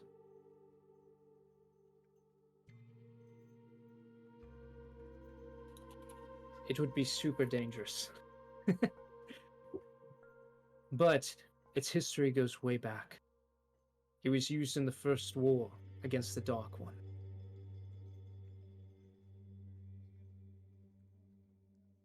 So,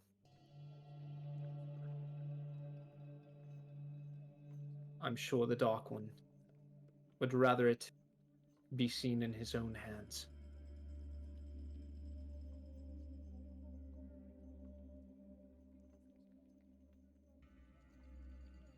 So that's why Mezenkeldos was there. It wasn't about you or your student, it was just using somebody to get it.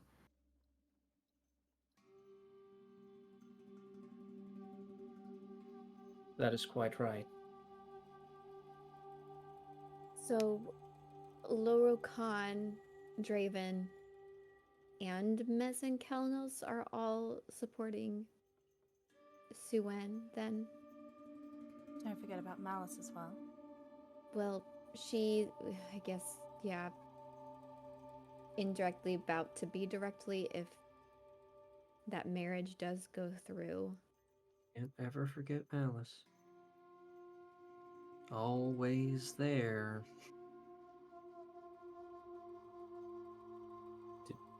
Did we know how? Did you say how long ago this happened? That specific event would have been about a month ago. So this would have been right after Ivana would have been killed. Man, this feels like Brahms Grove all over again when we had like 20 dark friends. So would it have been news to Suna that this Jin person had anything to do with Suki? Yes. That's all news to her. Yeah, and you can see she is not taking it well. As she is just like paralyzed.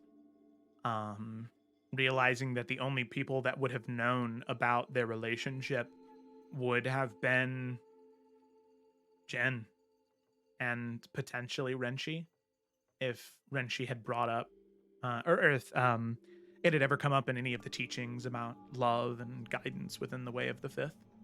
Mm-hmm. But it could be led then to believe that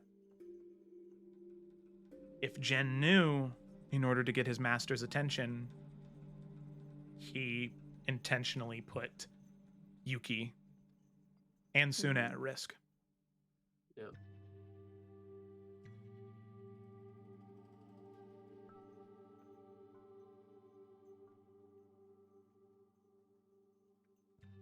We will help you.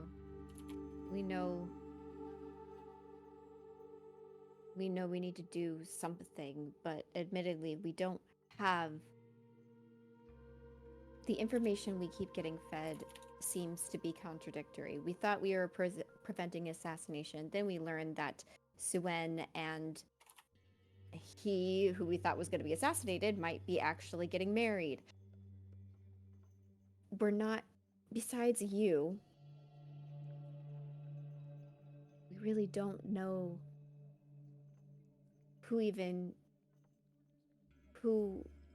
we can trust for change.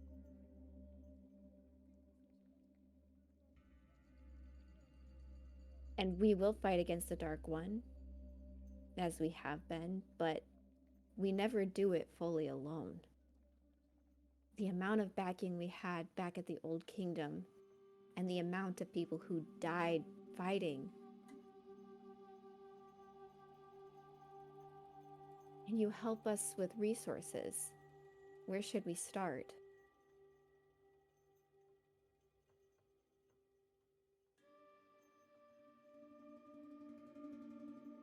Well, as you know, the Empress, she has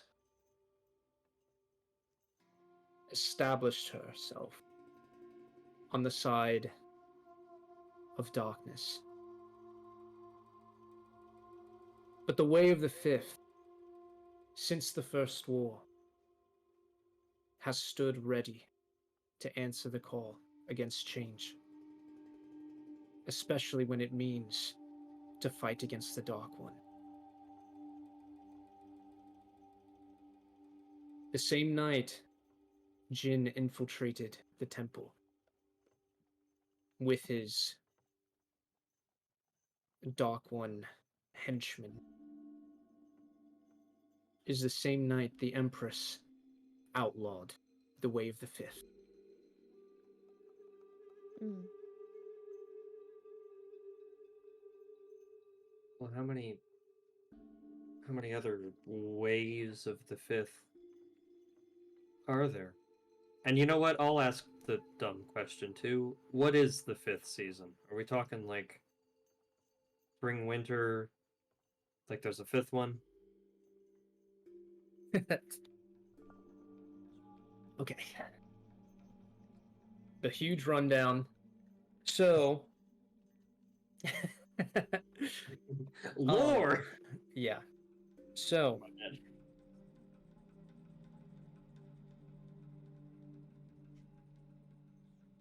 the Way of the Fifth. It is filled with warriors of legendary capability. We are not so centralized, only under certain circumstances. I wish I could tell you I had an army of the Way of the Fifth here in Atarashi. But the calls we answer are from all over.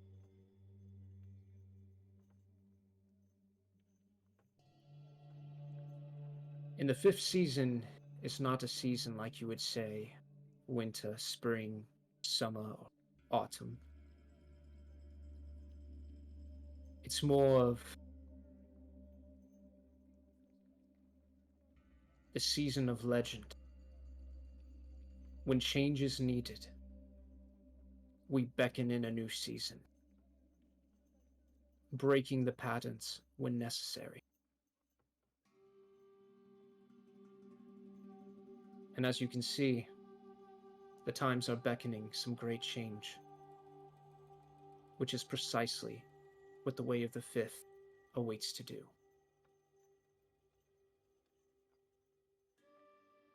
Okay. So when we've been stuck in summer too long, you use the season's edge to bring us into fall. It's just that the seasons are like 1,000 years or whatever. Yeah, that's quite right. I stand in my temple and make the seasons turn from fall. I'm just trying to follow the metaphor. I'm Well, sorry. who's doing that now if you're not at the temple? Yeah, there we go. That's a good question.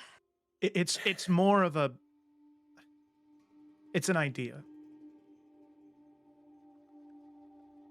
It's not just that the seasons themselves are literal seasons, they mean things. Winter is when nations and empires crumble and die. Spring is when new ones are formed. Summer is when they go through massive growth. Autumn is when they fade. And then winter again when they crumble. In the world, there can be multiple seasons happening all at once. But as I'm sure Renshi will tell you, when the age of legends come and the season of magic fills the air, the world feels it. Not just one nation. I should have had you at my temple.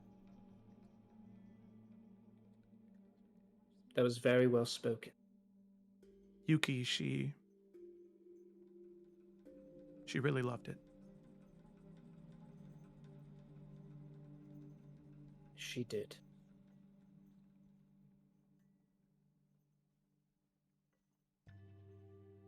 It is a shame.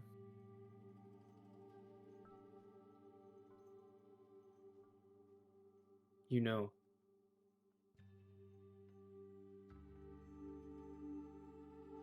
I hope to do what I can to correct what happened to Yuki. I failed Jin as a master, and in doing so, I failed Yuki. And I'm sorry for that. Your apology does not fall on deaf ears. But I'm sorry that I can't quite forgive it yet. I know it is not your fault. I do not blame you for any of this, but my heart still aches. And being back home has reopened old wounds. But I do appreciate the thought. And as I said, it does not fall on deaf ears. And Rinshi will just give a nod. Suna, I know being back here has been hard. But with the 5th season, change is clearly necessary with everything Caracella's friend also informed us on. We need to do something. And I know it might seem scary, but I would like to address the elephant in the room. You are Suna's heir.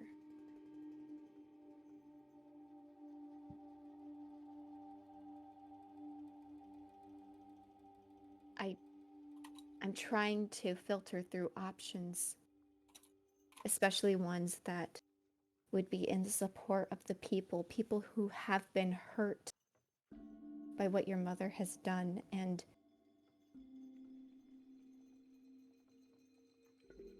sometimes it's scary to step into the things that you maybe never wanted or wanted to run away from, but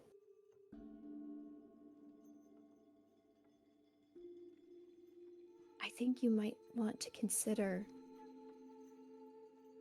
the change you could bring, something that's necessary. Your home is hurting, and you've been hurt by it, by Suna, or Suen.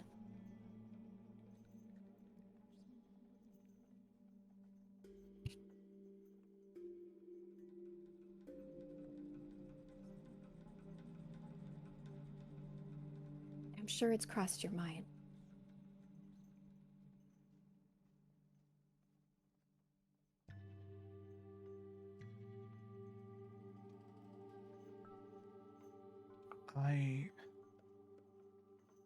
She looks at you.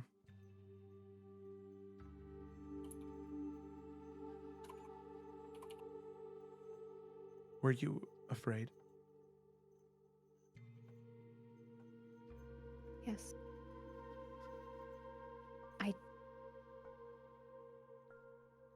I felt unworthy, ashamed.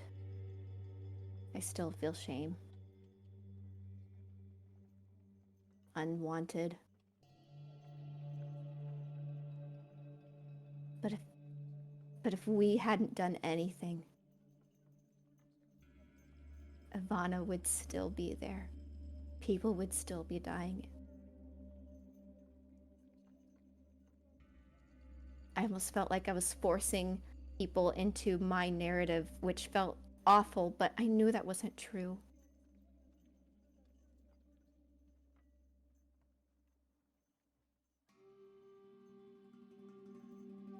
Change is hard and it hurts. But if nothing changes, then what's it all for anyway?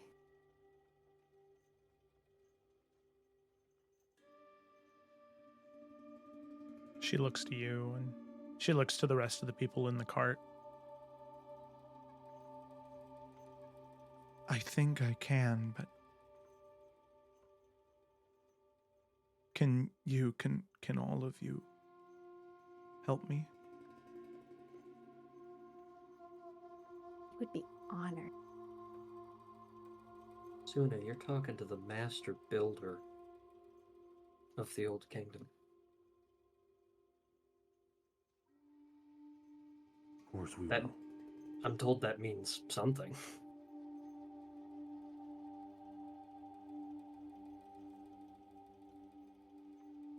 She looks to you, Carasilla. I know you probably have your hands full between the Hidden Flame and the children and Bella Clara, but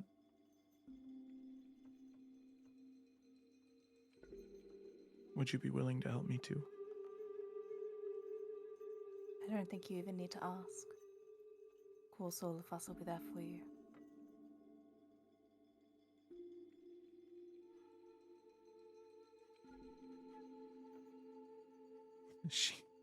She looks to Suni, and Suni says, "Don't even. We both know rocks, remember?" Yeah. We do. Well, and hey, as long as this Renshi guy's here, I mean, I don't know. Is there any season symbol you can throw up in the sky? Call some friends.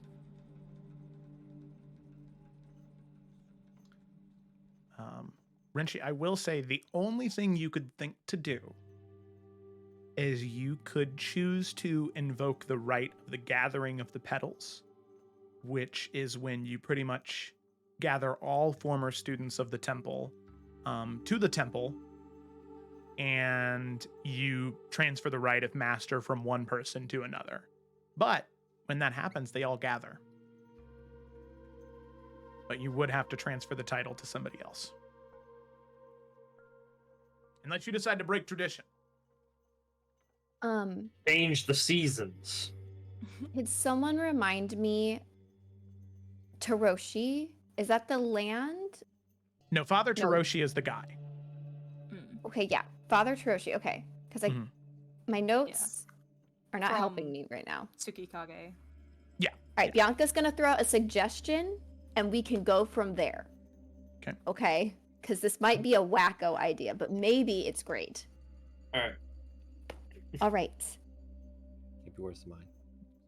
Hammers. What? Hammers in mind. Okay. Jesus. So, if Father Taroshi has plans to assist Empress Suen or marry her or whatever, and he's under the influence of malice, we need to remove him as well. If we're already on our way there, and if there was an assassination attempt already happening, the crazy thing is, I suggest we're that attempt now. Once we have Tutsukage? Mhm.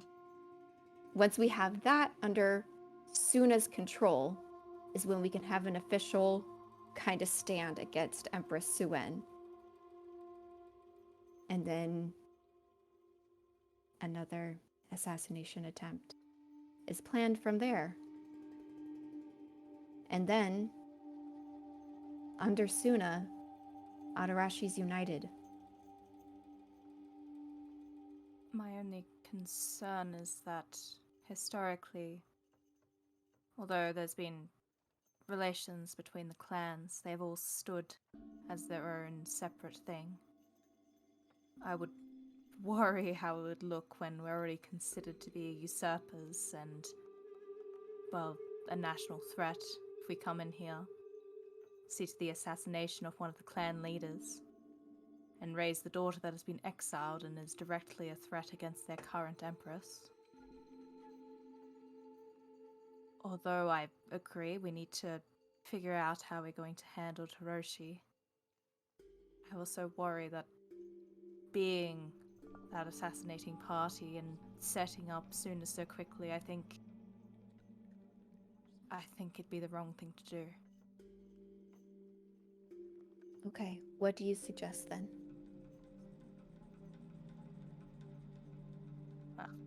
Be honest, I don't have a better suggestion, at least at the moment.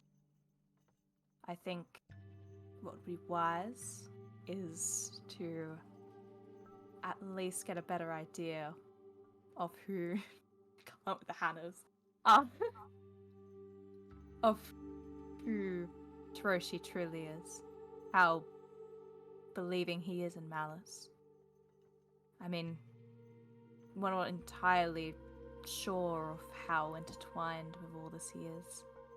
How much he's sworn to the dark as so much a puppet of it. That's true. A good point, considering if you really look at it on paper and in bad faith, we worked with her too.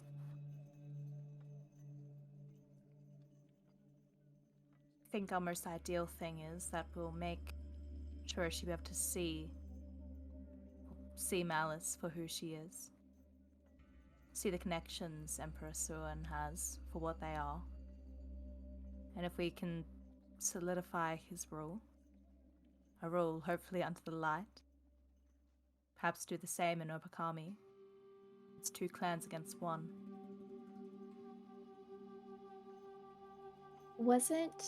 I might be misremembering, but because of the 3 clans, I thought one of them had already been claimed. Or it was basically only 2 against each other right now. Yeah, I mean, Obakami's just gone to shit, right? That's the vibe. I thought that was more. Yeah. That's what was said last time, is that if the marriage between Taroshi and Suen happened, then Opokami practically belongs to Suen because there's nothing Opokami could do about the other 2 if they were united. Okay, but So right now, it's there's like- still 3 independent. Yeah, it's like we're going to work together. We're pretty much going to be the nation of Atarashi, but we are our own places. We have our own customs. We have our own culture. We will trade. We have open borders. But if you do anything I don't like... I misunderstood. You know? I thought Opokami was like kind of seceded already to one of them. I couldn't remember which one. No. And just then like a they were weaker gonna force. marry. I see. Okay. Mhm.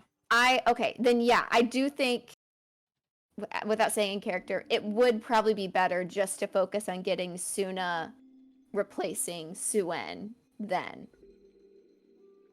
At least we could focus on that and try and get at least Father Taroshi to see reason, or at least, even if not reason, just to like be like, well, if Malice is probably gonna fuck me over, I'm gonna get out when I can, kind of thing.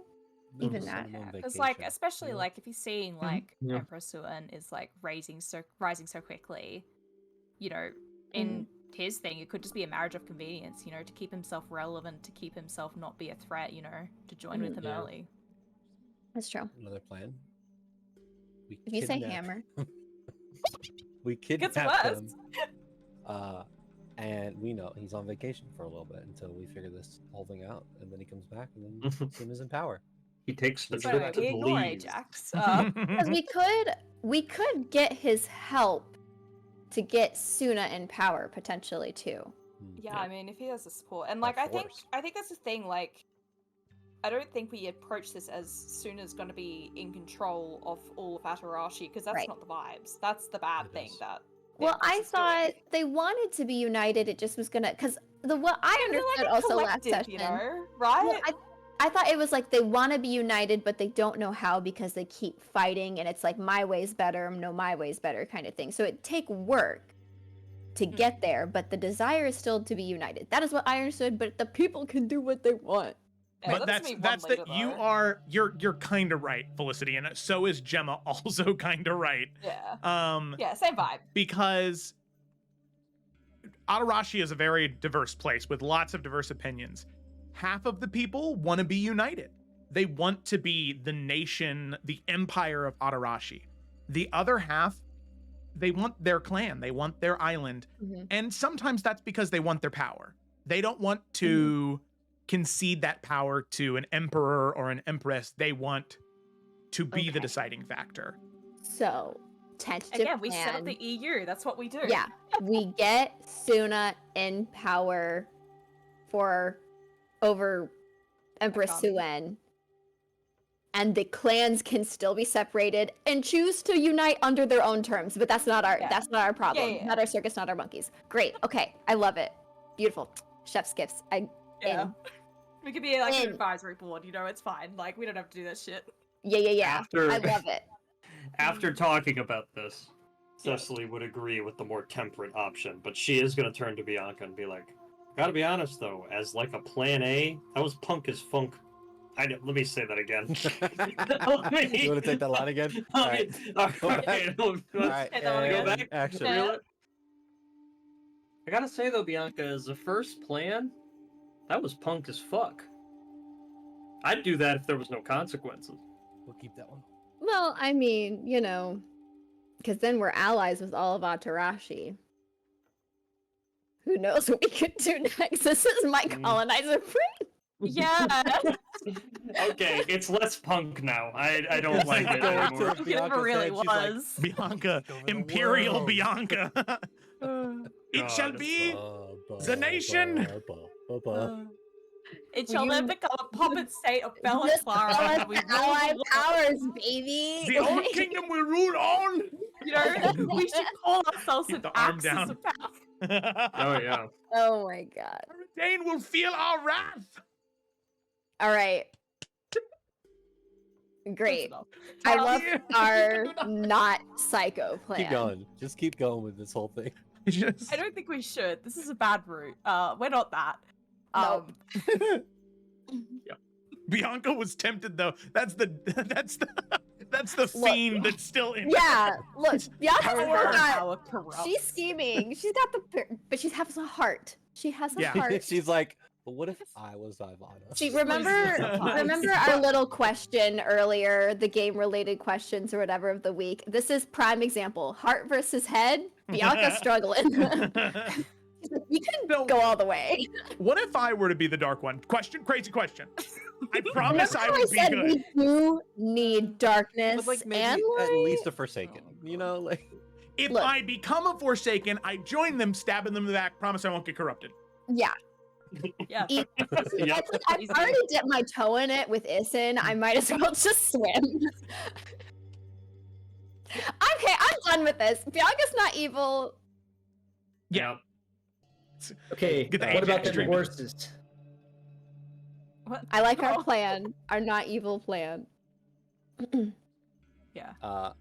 while this conversation's going on, Ajax is going to say to wait, we're not seamed anymore, right? No. Right.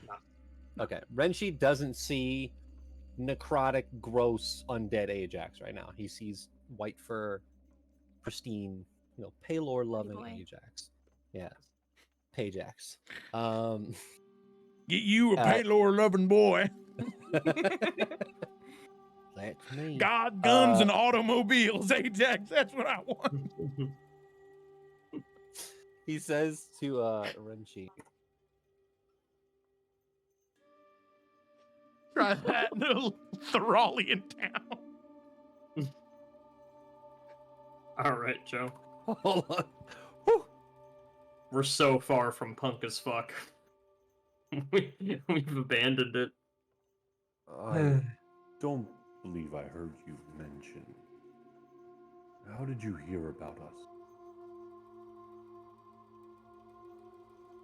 It was from a bandit.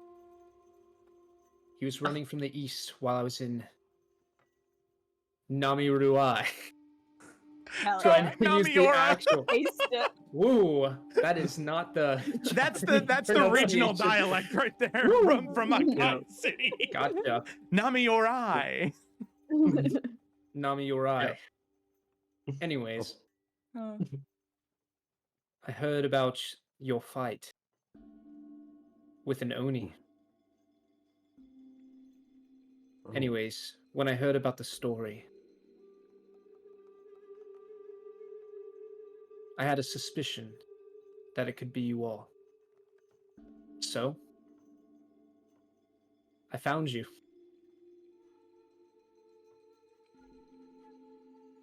and you said that this attack on the temple was months ago. It was about a month ago, right, Joe? Yeah.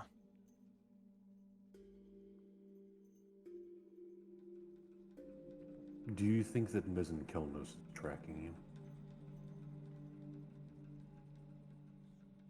Joe, do I think he's tracking me? No, Renchi, you've done a very good job of covering up your tracks and keeping yourself concealed wherever you go. It has been a very difficult process to get to Clan Shiroi. In fact, a lot of your time was spent at a port city in Akai trying to stow away on a boat headed this way. I've done my best to cover my tracks. It's been very difficult. But I can assure you, he does not know where I am. I Yeah. mean, I think if we're speaking in full transparency, I don't think we can claim that no Forsaken has its eyes on us. I mean, previous events has shown as much. Yeah, they're a little obsessed with us. I was just merely wondering if one more has been added to that list.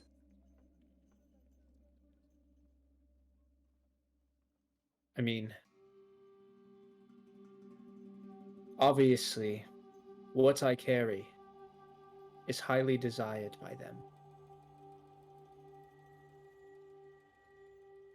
I don't believe he knows where I am. But, as you all just said, that won't be the case forever. No, it will not.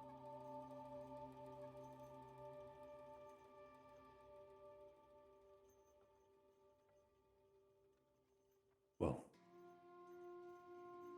now we have even more to look over our back over. And How many Forsaken are on this island now? Well, on At this least island, 3. I imagine Laura Khan would be staying with Empress Suen, so at least we can count him out. As well as Draven? Or do we think he has moved? Well, he's not a Forsaken. That's at least a start. Close I imagine enough. he'd also be there.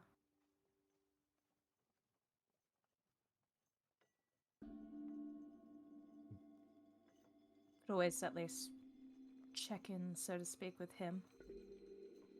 Scrying a Forsaken feels like a terrible idea, but like I said, Draven isn't that. But Draven moves with the power of the dark. It's risky to scry on him as well. Already have. And succeeded. What happens when you fail?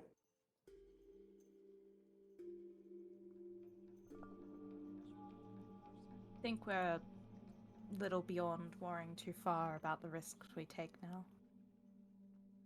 All of this is gonna be with risk.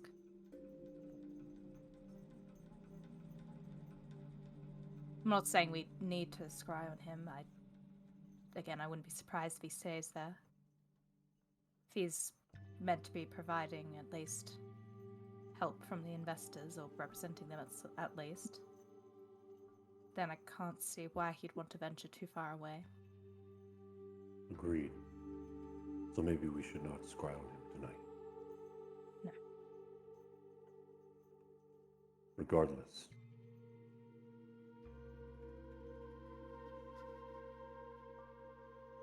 we need to continue to be vigilant.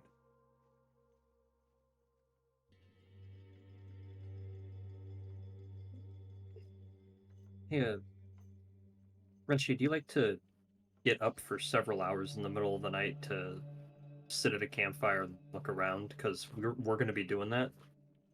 And if you want to join in on that. Yes, I would love to.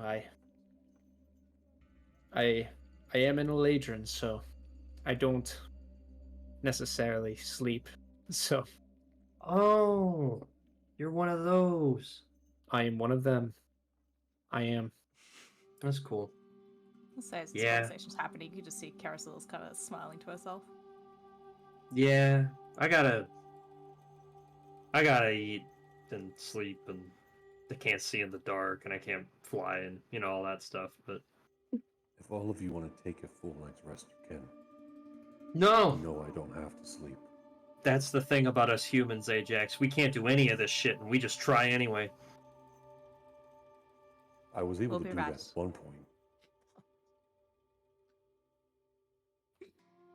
I'm happy to help with some of the watches. And Ajax, you need time just to not be worrying about everything. So even if you're not resting physically, you should be able to rest your mind.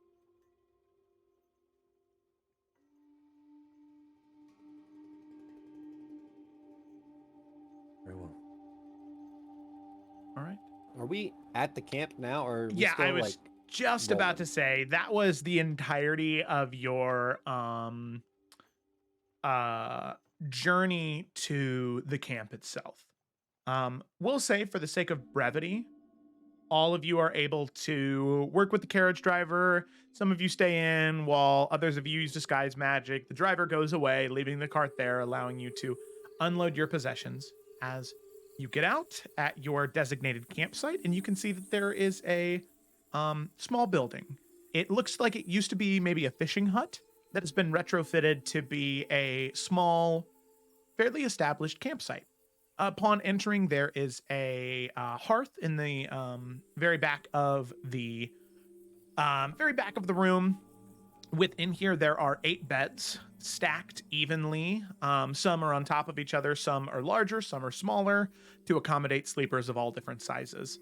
And on top of that, there are stores of dried meats, foods, cheeses, as well as casks of water and wine here, for those that are staying on their journey from Namiora to the Great Lift of...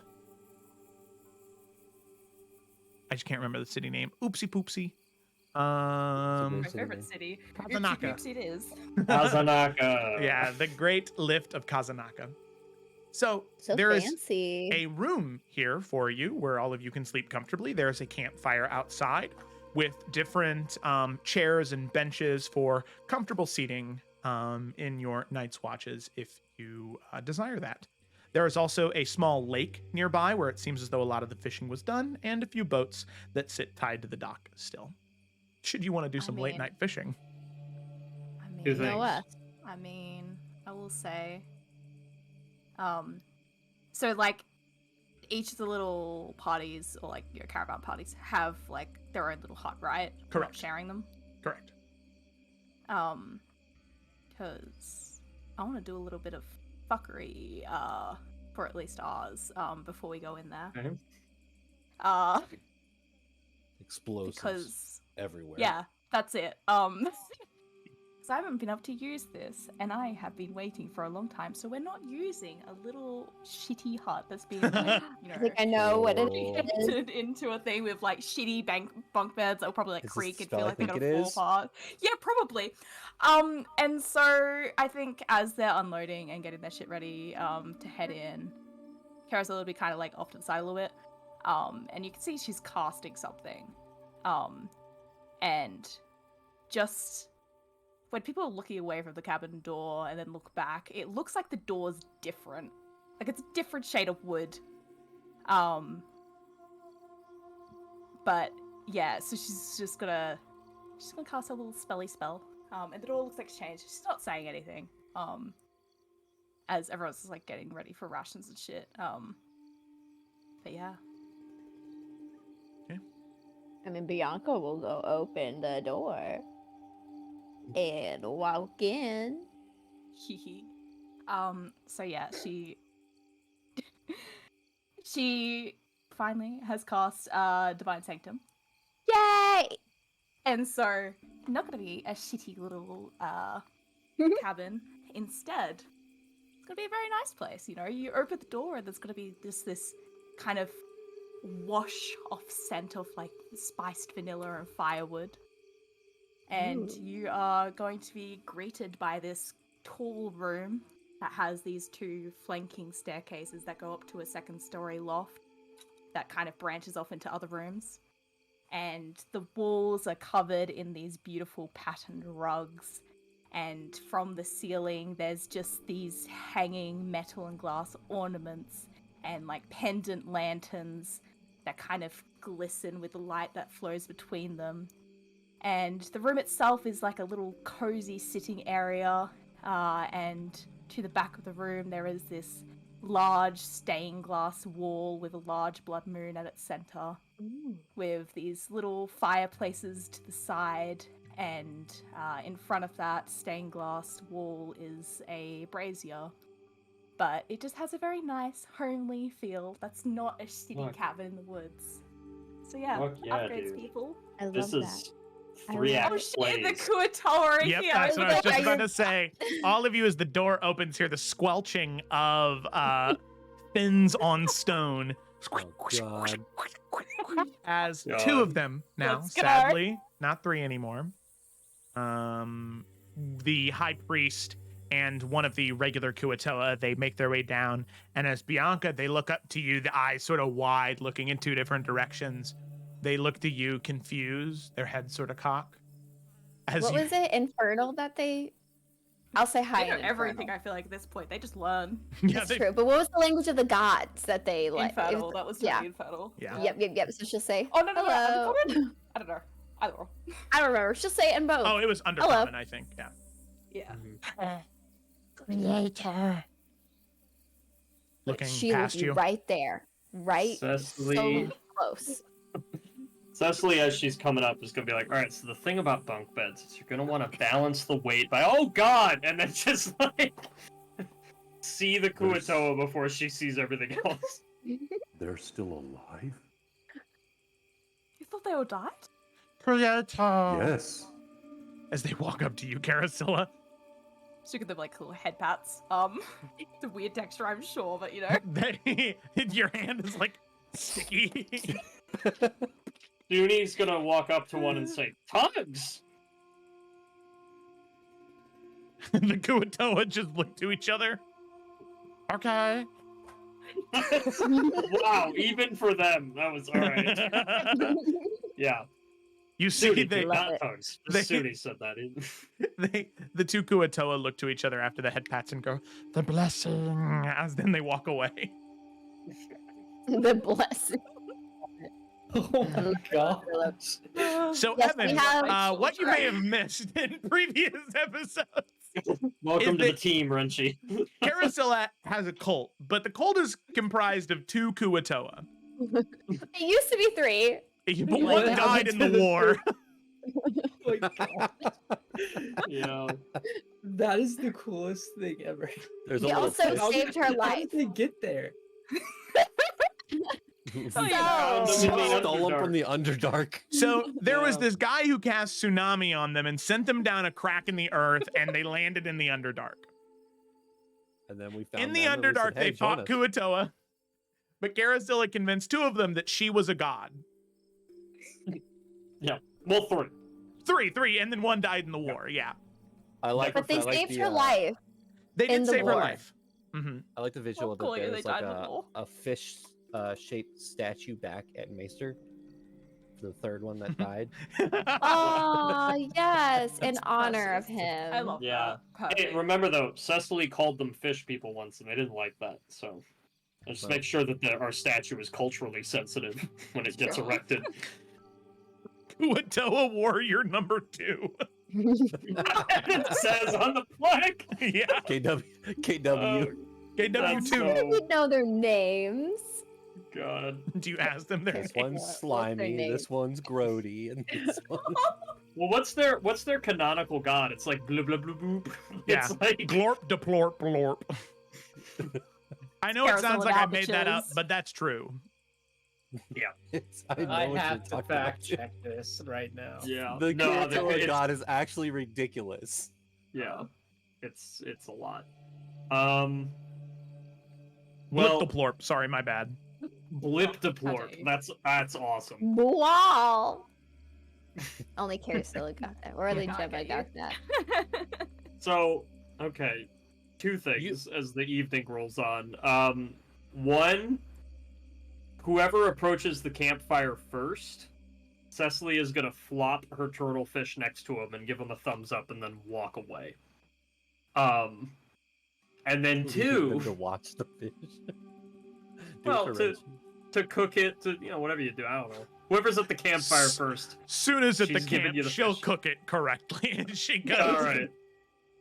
So she'll. I'll just leave. Second thing is she's gonna go out to the lake and take a bath, and I want to know the quality of this water. Is this You shitty want to know water? before you bathed? I mean, Nah, she'll, like, bathe do first, that. figure it out as you do it. It's like shit water.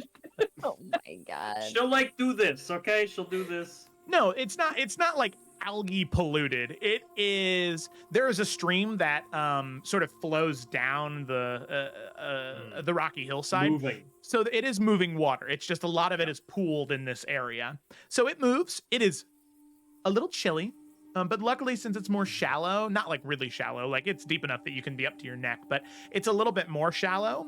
The water is a little bit warmer because of the hot summer's day. Cool. Yeah, so she's just gonna be out there just lounging, Nice. just getting a moment away from everybody, and probably taking a rare adventurer's bath before we enter the rock land. have Yeah, a it's not question. big I enough. It doesn't have the square footage to accommodate. Yeah, Yeah. no. Gemma, you said the spell's Divine Sanctum? Yeah, it's an altered version of the other big sanctum one. Like, it's not Private that sanctum? big. It's Okay. like a quarter of the size of some shit. I can't remember. Well, Because it's it has the word divine in it. Does it stop? Does it like keep out bad things? We're gonna get to that. Don't worry about it. I think you could pass though. I guess we'll find out if Ajax can go through. I mean, I allow you to pass. Like, I get to Oh, choose okay. who gets to go in. I don't know if it was So, like a spell of like no undead or something, or I don't believe it has any specifications there. Hello? The ghost. It wouldn't be Kayla. That would be logical. fight him. I will also hammer. say, as another fun note, because I forgot about this part as I was glossing over shit.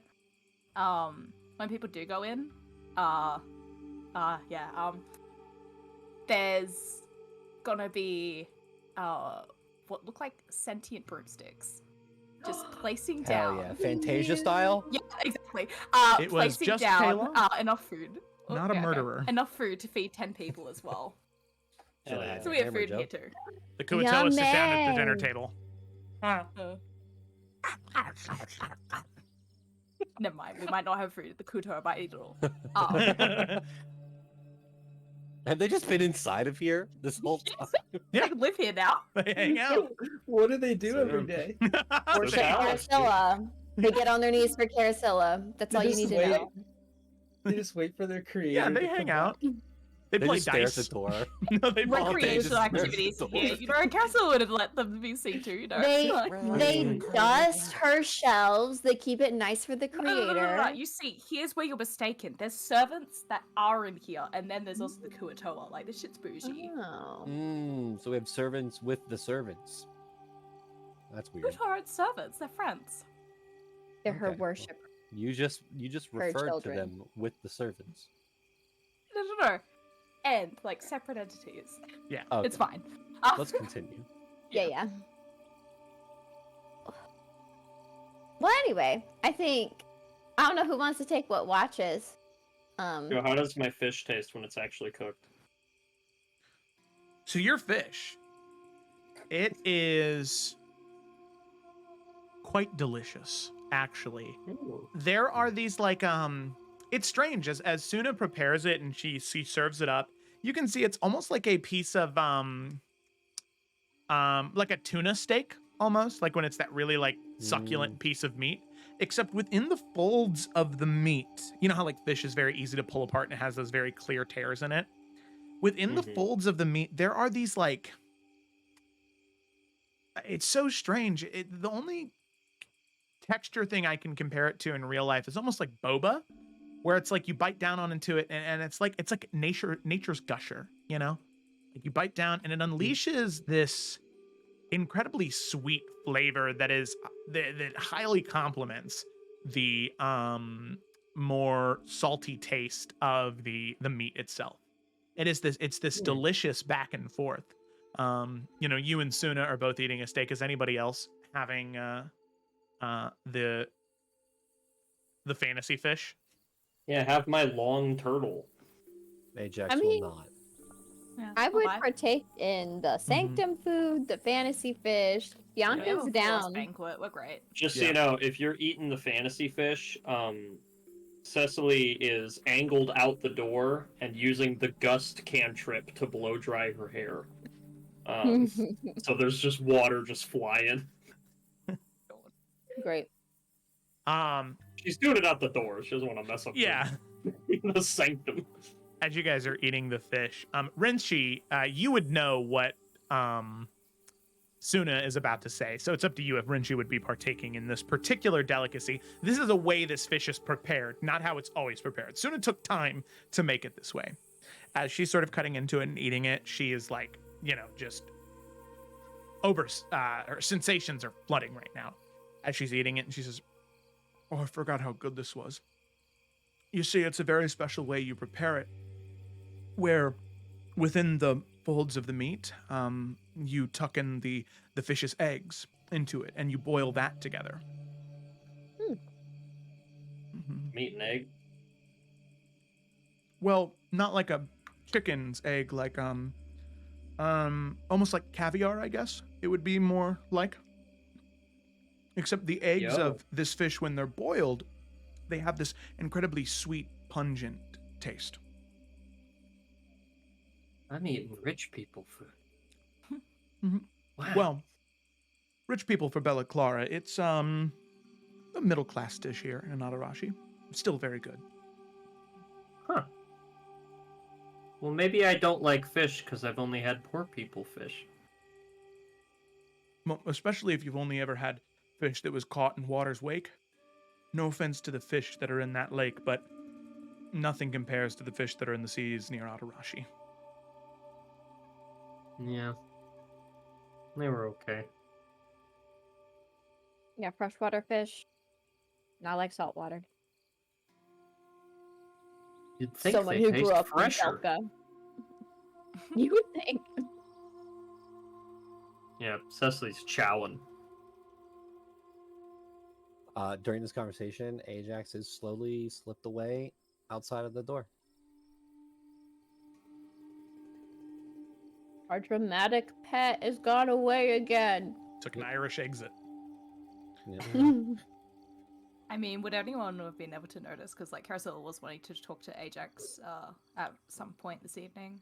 Ajax, make a stealth check. Does this just get my passive? Stealthy, but... Yeah, it's against your passive. Oh shit. Oh shit. No, I still see you. Okay. Yeah, she still sees I you. don't know how much modifier was. The conversation of food is Ajax is like, okay, I'm gonna Yeah. Cecily probably would notice he was gone after a while and just... I wonder how that makes him feel when we talk about good food.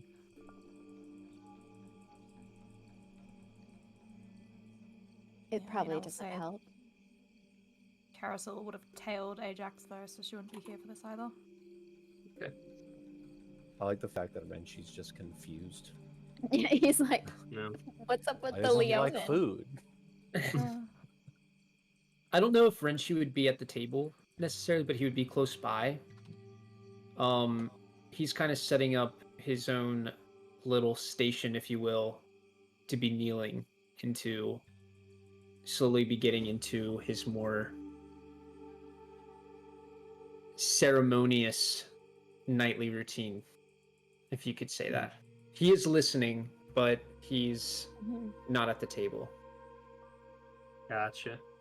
Yeah, we'll also specify everyone would have a room in the upstairs area, including Cool. Renchi. That's sick. It's only small, like just enough for like a bed and like a little bit of space, but Mhm. Are there any At least a windows here? there's nothing to look out of. There's a big stained glass wall, but like when you look closer to it, you can see like even though there's like light coming through, like it would be daylight, there's nothing behind it. It's like completely artificial.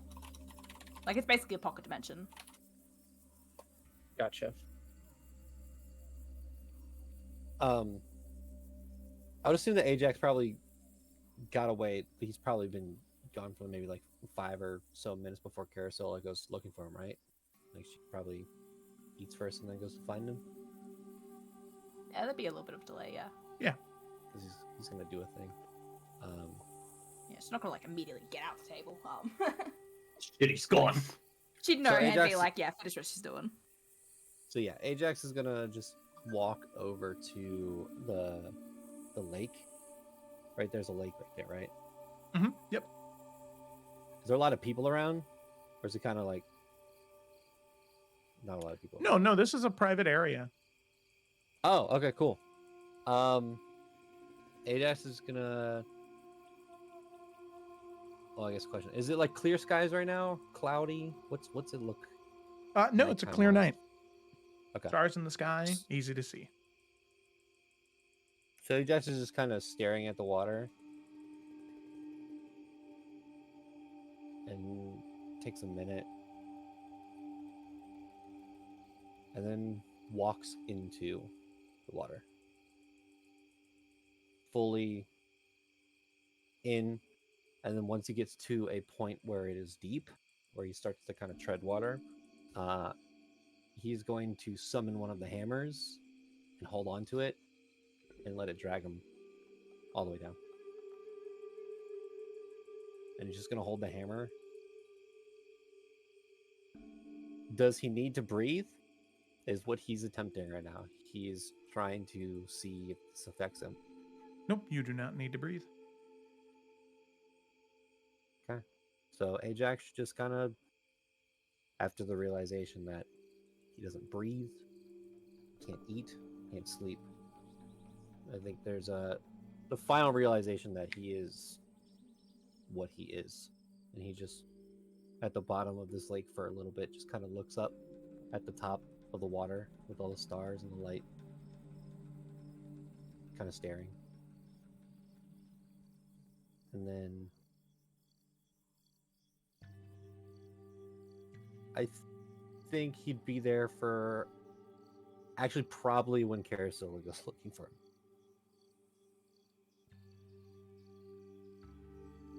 Like he'd still be under. Mm-hmm. Yeah, I mean, I feel like Carousel would have stepped out. Kind of expected him to still be nearby. So obviously we're in a private area, so like, you know, we wouldn't go too far out of it. But yeah, she'd probably just start looking around the area. Like she would not expect that he's in a fucking lake. But yeah, would just warily be taking a look around. Yeah, she'd want to find him because, like, what if something happened, you know? Yeah, I think eventually, like a couple minutes of looking, you would start to see like the bubbles of the water, like rippling, and Ajax would be walking out of the water. And he would just kind of sit down right next to the water. Nice night for a swim then? If you could call it that, yeah. What were you doing in there? Confirming a suspicion I had. I don't need to breathe.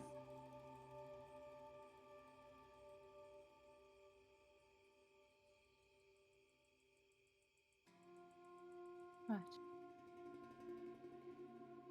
What is And so you went into the lake not knowing if you would be able to breathe or not? correct? Of course, if I needed to breathe, I would come up for air. But seems that is one other thing that I don't have to worry about. I apologize for breaking away from the group. No, you're allowed to go where you please. A little bit of warning might have been nice, though. When I was a little bit panicked when I came out and didn't see you. I'm sorry. Don't be.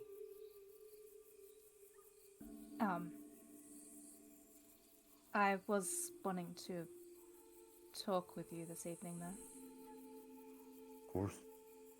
Anything. Yeah, perhaps not the most pleasant of things is the only problem. Go on. When we were at Anira's, and she wanted to speak to me afterwards, she had a bit of insight into you, more than she let all of us onto. And I have reason to believe that she's right. But she said that she can sense that the Dark One has tainted you. Not just some death, but the Dark One's touch too.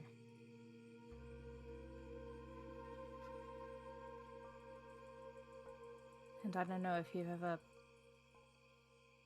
felt anything that could have been it.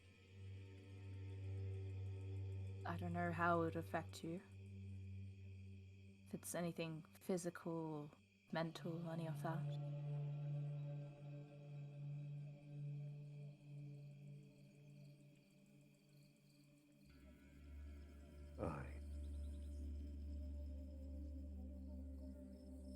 I don't know what to say. You believe her? I do. I know that she's not the person to lie about that. She's only got the experiences to know what she's talking about.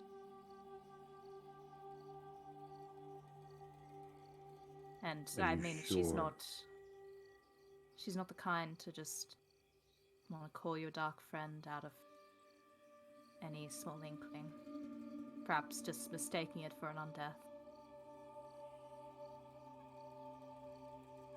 I believe what And she you're said. sure she wasn't saying these things because I am undead? I don't think so, no. She's a cleric. She knows what she's dealing with.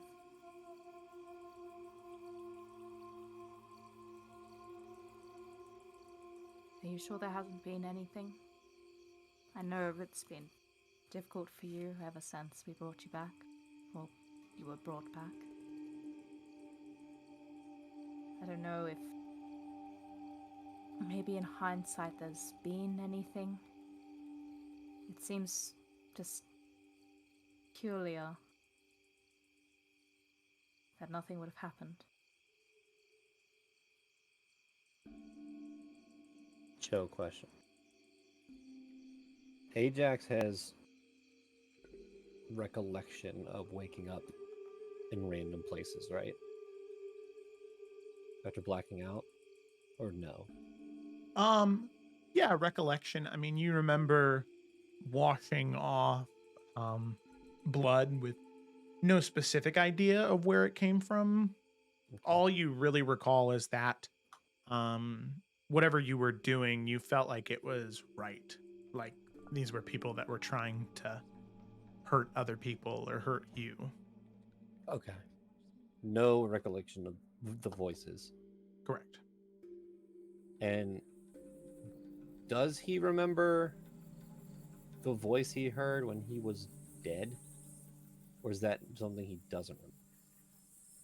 Like, I remember that something called out to him, was like, I have you. And then he came back. Does he remember that? You remember that, yeah. Okay.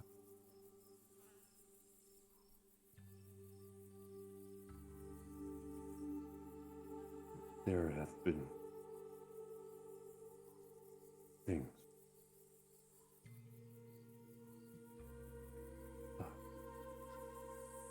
Those dragons we fought.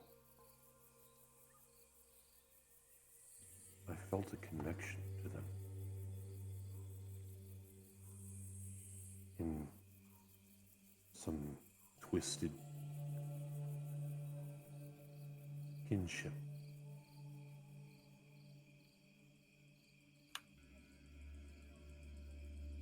There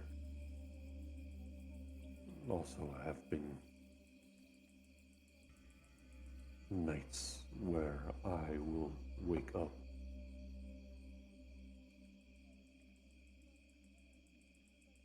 somewhere I don't remember, covered in blood.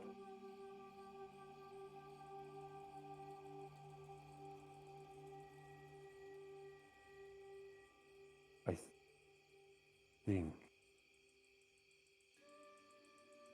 blood of those who did something wrong, but I can't remember faces.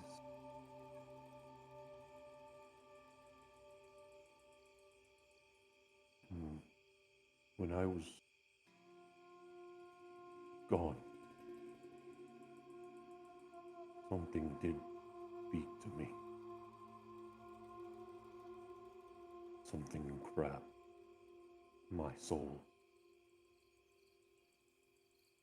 Spoke words of aggression that I was theirs.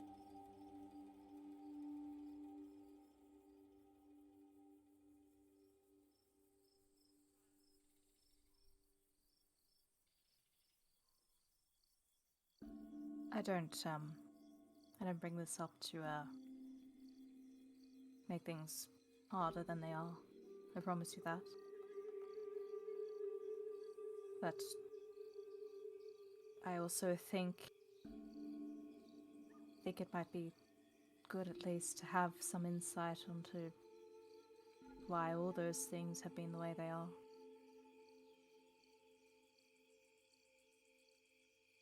I feel like we didn't know for the longest time exactly what or why you were brought back. I suppose we still don't really know. But the reason I wanted to tell you, even though Nira didn't seem to want to mention it in front of you, is that I can't exactly expect you to fight something that you don't know you need to fight.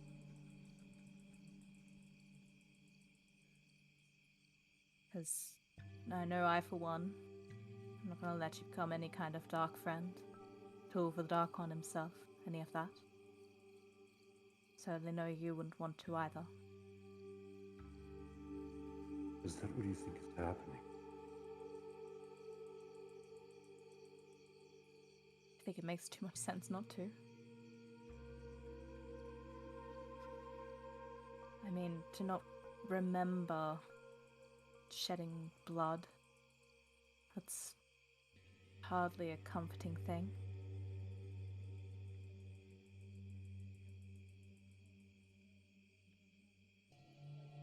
You remember most other things, right? That you do? Most of the days that have happened? When I'm with all of you, yes. So then why make you forget the rest? If it's not perhaps something you wouldn't want to do otherwise.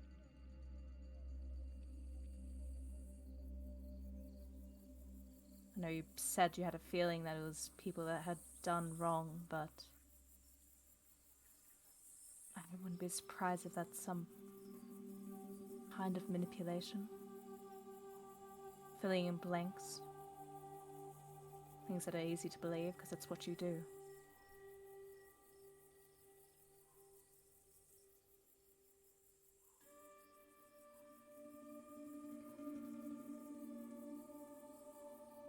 If I'm...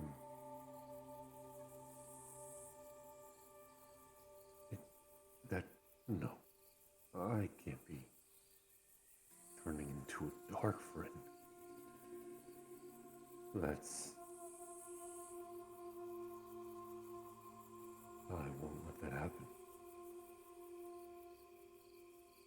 I know.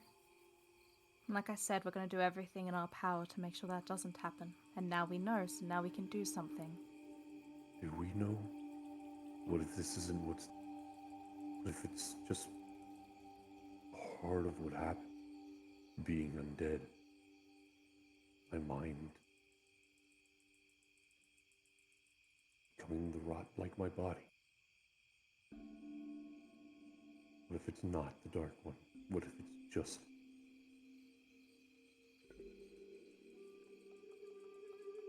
this?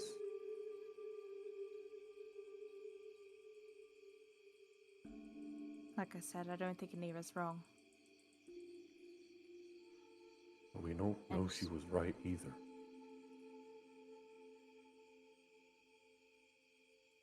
I think either way, I think we need to be more careful now. I know that you want your space. And I want to respect that as much as we can. But I also really don't like the idea of you waking up covered in blood, not knowing whose it is, or why any of it happens.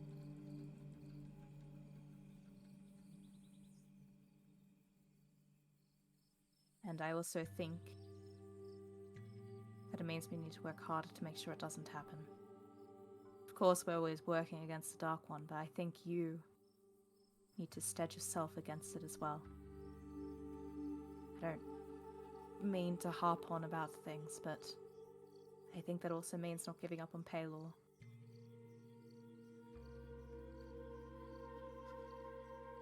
Ursula, he's given up on me. I'm not going to continue to give him the satisfaction. It's not for Paylor then. It's for yourself. Don't Which do is it for why Paylor I have because... Ares now. And they're two very different beasts. But I one of understand them that... is more responsive than the other. Yes, and I understand that Ares often stands for justice. But they're also very different as well. Paylor's always been more directly tied to the light. You know that. And I think ideas of vengeance isn't exactly the greatest thing to have right now. I think that can be too easily warped. I'm not saying to give up on Ares either. But I think it's also a matter of connecting yourself to your past as well. If it is the thing of being undeath, and connecting yourself to your life might be beneficial as well. Paylor's always been a part of that. You know that as a Leonin. You keep reaching out to him not because it's going to make anything better, but because it'll make things stand against being worse.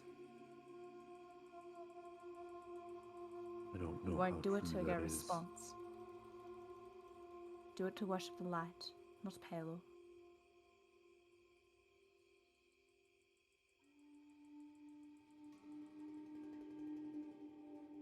Because I'm going to be very honest with you, Ajax. Anira told me about it, yes, but she also gave me the ability, if it comes to it, to use an empowered balefire on you. And there's no coming back from that. And I know I don't want to use it. And so I ask that you don't make me. Do the small things. Continue your prayers to Paylor even if they don't go through. Remind yourself the light. The light that you stand for, the light that you fight with. And let us help you.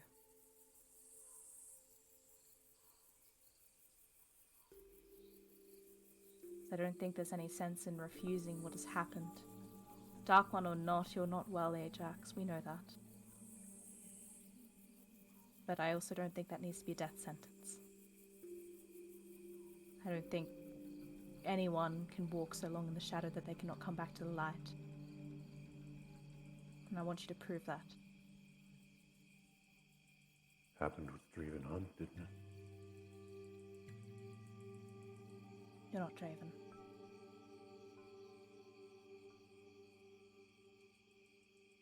No, I'm not. And you're not going to be like Draven.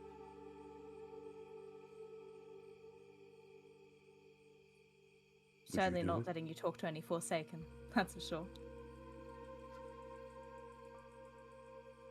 Did you use that weapon on me?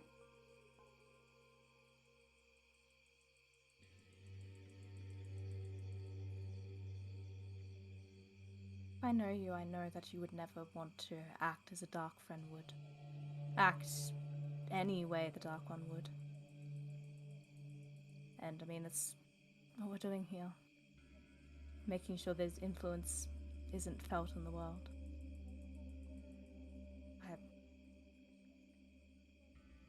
Like I said, I would never want to. So I'm talking to you would now you? because I intend never. And I also But believe... would you, Garicilla? I believe in Nira's words that it would also be a mercy. To yourself and everyone. Good.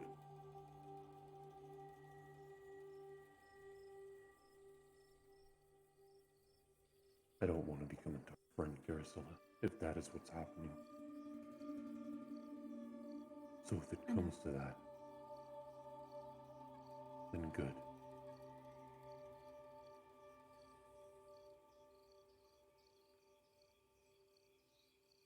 We're also I will not there try. yet. We have time. You still have light within you. I just, like I said, no more sneaking out. Let us have at least a closer watch. Okay. Please don't tell the others yet.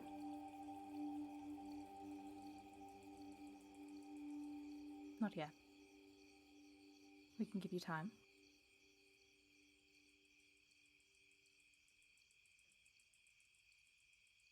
But I also think that there's only so much use in secret. The others won't judge you for it. Abandon you, think any less of you. That's not true. I don't know if you've noticed, Suni has been looking at me differently. I don't know why.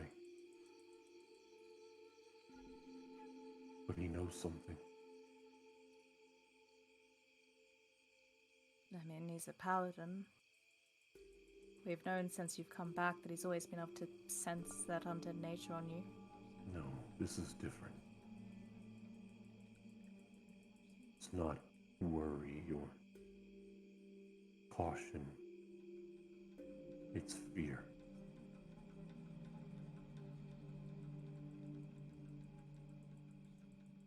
You say we have time, Garicilla, but I don't know if we do. If this is true, I've felt those things more often. And as we go walking into the dark, fear that it might consume me.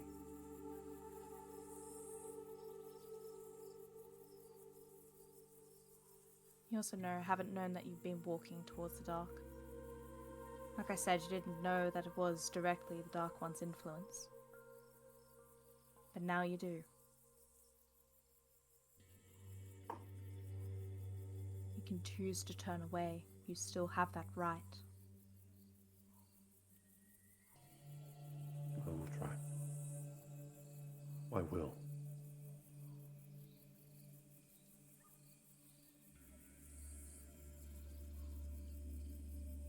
I think I need time for my watch. should come back inside.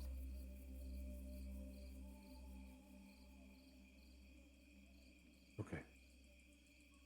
And Ajax gets up and puts his hand down to help Carousel get up. I should take it. We're up. And walks back inside. Okay, sounds good to me. So you and Carosilla walk back inside. The rest of the night continues on and on until eventually it is time for watches. Mark said that Cecily was going to take first watch with maybe Renshi. Yeah. Okay. I phrased it as a question from the bat, like a polite person. Sure. Yeah, thanks. Okay. So, as the two of you settle into, are you going outside or are you staying within the, within the sanctum itself? I think Cecily would want to get some fresh air, as nice as the sanctum is. But she would definitely, spend her evening wandering around, checking out the fake stained glass and all that. Mm-hmm. Okay. So you and Renshi sit outside. The beginning of the night is rather calm. As everybody is eating and drinking, eventually heading off to sleep, as you and Renshi begin to sit outside. As the two of you look to each other for brief moments, Cecily ready to ask your questions.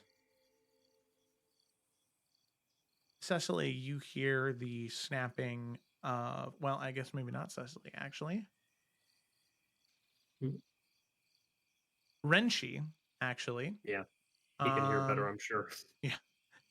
You would hear the sound of a twig snapping off in the distance a bit.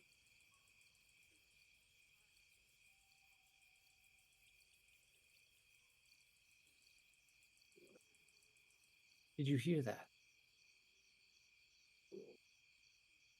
I'm gonna face the direction of the noise and get closer. I didn't. Is it a danger sound? I'm not sure yet.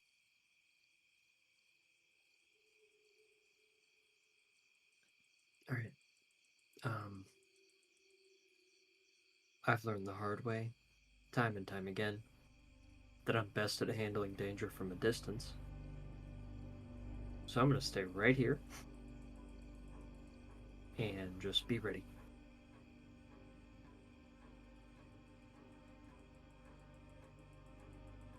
I'm going to inch closer towards the noise and get my sword ready.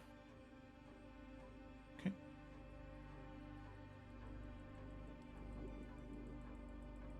So as you begin to inch closer and closer and closer, I'd like you to make a perception check.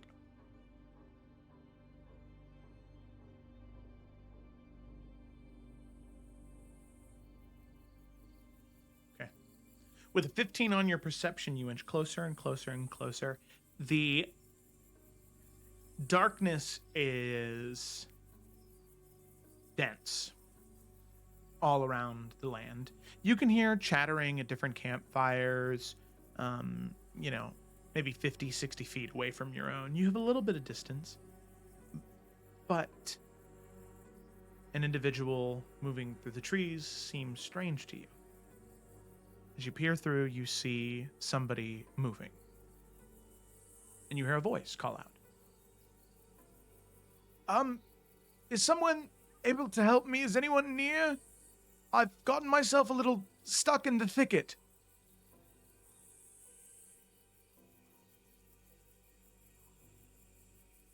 I'm going to move closer to see if I can actually see what's happening here. I'm going to try to make myself not known. Okay, make a stealth check for me.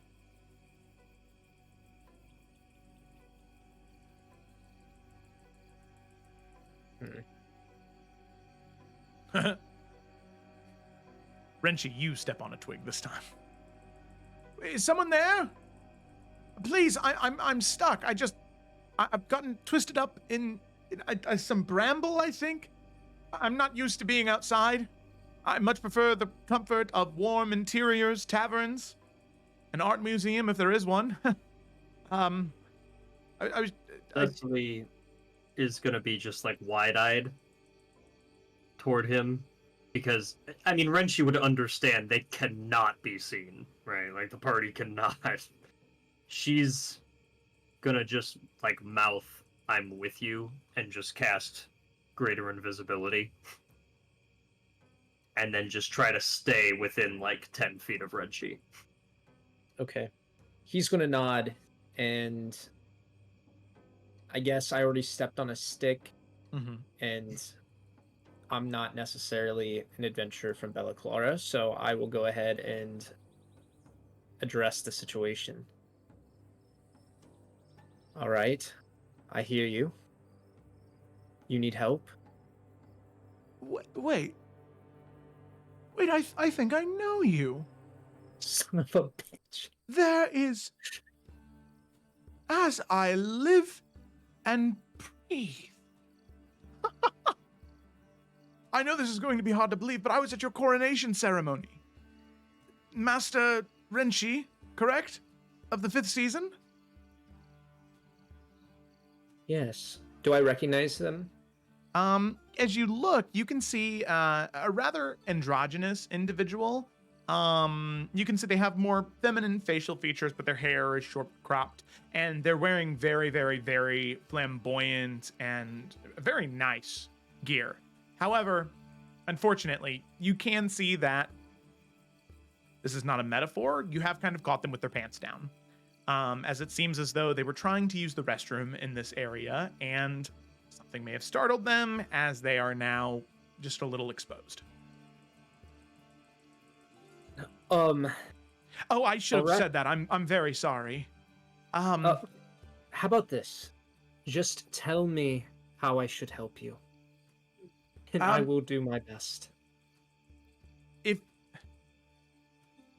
I'm gonna tell you right now, I have no shame, so this is not uncomfortable for me. But do whatever you need to do. Close your eyes. I can direct you this way. I just need a hand getting up. All right. I will grab the closest stick. Hold it out for them. Okay, so you grab a pretty hefty stick, not like a twig, and you reach out. Not what I had in mind. A hand is more what I thought, but I understand. Haven't had a chance to wash my hands yet. The joke. Thank you. And they hoist themselves up. You can hear the stick begin to crack almost, but just please stick, hold out just a little longer. And you looking away, eventually you can hear them hoist themselves up. You can hear the sound of leather on skin as the pants are pulled back up, and the waistband rebound around their waist as they say, all right, I've got my pants back on now. Literally, not just a metaphor. And as you see Cecily's them, gonna drop greater invisibility and just hide behind a tree. Just be like, what the fuck, man? as you see them now, Renshi, you recognize this person. You've seen them before. In fact, you've seen a lot of their work before. Daichi Kobayashi, a rather renowned poet and artist of Adarashi, and one of the main clan leaders of Clan Shiroi. What was their last name again? Kobayashi, and I'll go ahead and post that in the chat.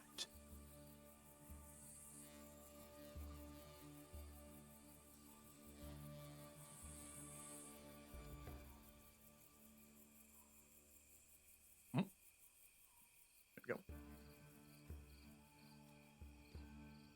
No way. Daichi Kobayashi. Yes way, indeed. Well, what brings you here? Well, why are we all headed to the arm crack of Shiroi for the festival, of course? I wouldn't want to see any of my extended family missing their only time the entire year to bicker about who should hold the most power in our family. Also, there is an Yes. art exhibit dedicated in my name. Just a small statue I've spent the past 2 years toiling over. Oh, really? Nothing big, of course. No. In fact, well, don't tell anyone I told you, but the subject matter is of different historical writings and recollections of one Master Isayo Kaiten, founder of the Way of the Fifth Season. I understand that the Way of the Fifth Season is a tradition held to a Kai with the monastery, but I mean, you have to understand how people look up to you, and especially Master Kaiten. I mean, gods, what a legend, right? Literally, right? That's the whole thing with the little purple twirly there at the end. You see them sort of laugh and chuckle. All right, Joe, is this person full of shiz? Make an insight check.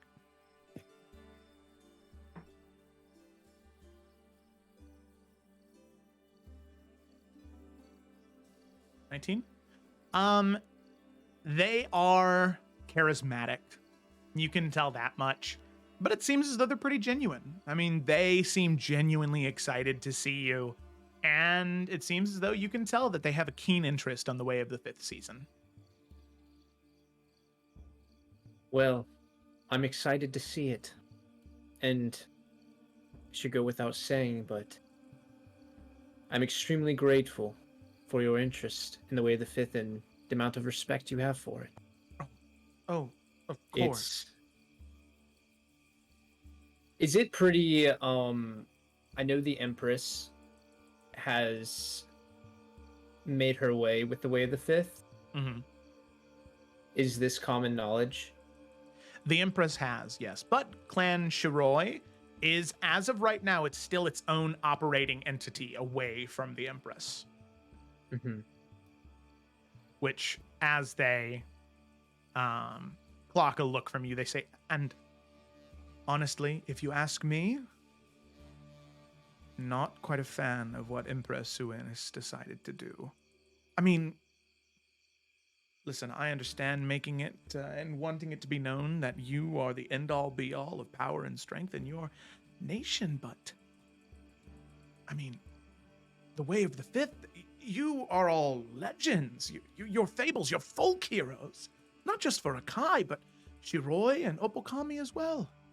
The good that you and your students and your masters before you have done, I mean, it is undeniable to Atarashi. That is great to hear. I'm glad you think so, and I hope to be half as good as the masters before me. But anyway, these are strange times, especially with what is occurring in Akai, which has brought me here, in a way, with the Empress having her way with the Fifth. I've come to Shiroi, hoping maybe Shiroi will be kinder to the Way of the Fifth, all things considering, but it's good to know that many of you have not lost the faith as the Empress might have, and No. many others. No, you have a lot of friends here in Shiroi, Renshi, Master Renshi, and don't forget it. Tell me, when you get to Kazikana or any of the other Kar cities, provided I'm there, you'll have a home with me. I promise you that. And, I mean, a master of the Way of the Fifth, your business is your own, but are you traveling with anyone? I know the roads are safe, but still, a little company at night? I mean, any students with you, perhaps? I didn't know if this is Way of Fifth Season's private business, but, I hope you're not Sus traveling question. alone. That's right. Should I, I want to check on this if I can. That question in particular? Yeah, make an insight check.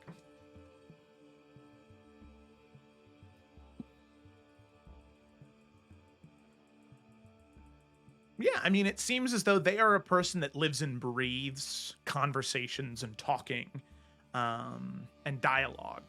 It's something that's very important to them, it seems. So for you to be traveling by yourself, that seems very, that's a strange concept to them. Mm-hmm.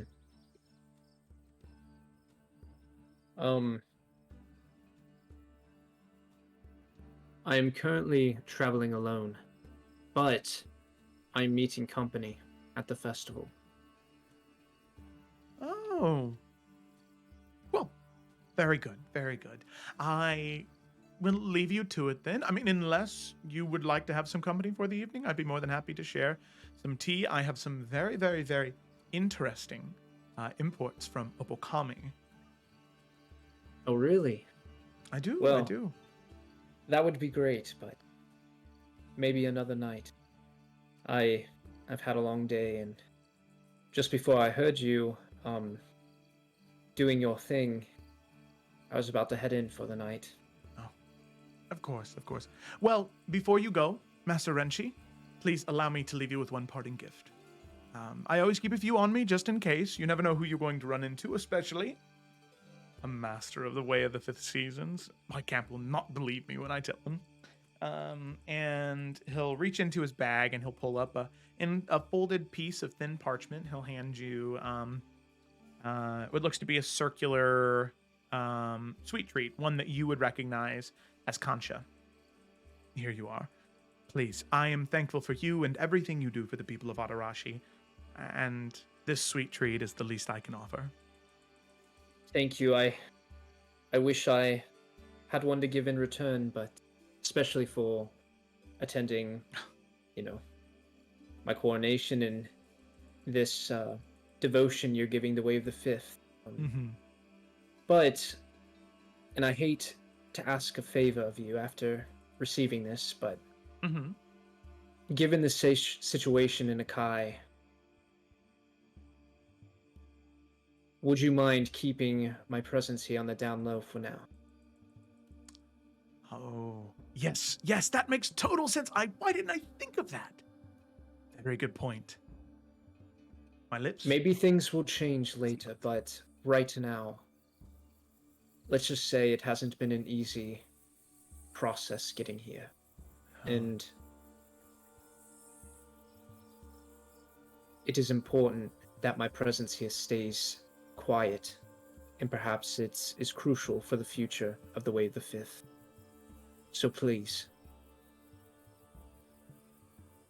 Well, at that point, I may as well need to start getting into creative writing. I think I have quite the story cooking up here. But no need to go any further. A master of the Way of the Fifth, I'm sure, has their own private agenda, and I will leave you to it. Good luck in your mission, Master Renshi, and I hope to encounter you in Tutsukage. Please stop by the exhibit. I'd love for you to see at least my interpretation of what Master Kaiten looked like. I can't wait to see it, and I'll see you there. Very good. And I truthfully hope that our next encounter I am a bit more decent. Yes, well, Me too. Good night, Master Renshi. And with that, the smile kind of fades a bit, and he will walk away from the camp, sort of stumbling over the thicket again, but this time able to maneuver a little bit better since his pants are not at his ankles, or since their pants are not at their ankles. Renshi is going to give out a little bit of like letting out some relief, and he's going to turn back. And head back to talk to Cecily. Yeah, so she's gonna peek out from behind the tree and just look around and just... Was that actually it? Like, that's all that happened? Somebody was just pissing on the floor or something? To be honest, I have no idea what just happened. But it was odd. But maybe we have a contact where we're going. Is it going to be the kind of contact who knows who we are? Sounds like we're pretty at large. Daichi could help us maneuver the politics of the Shiroi clan. At least a little bit. It'll be important to talk to them when we get there. Okay.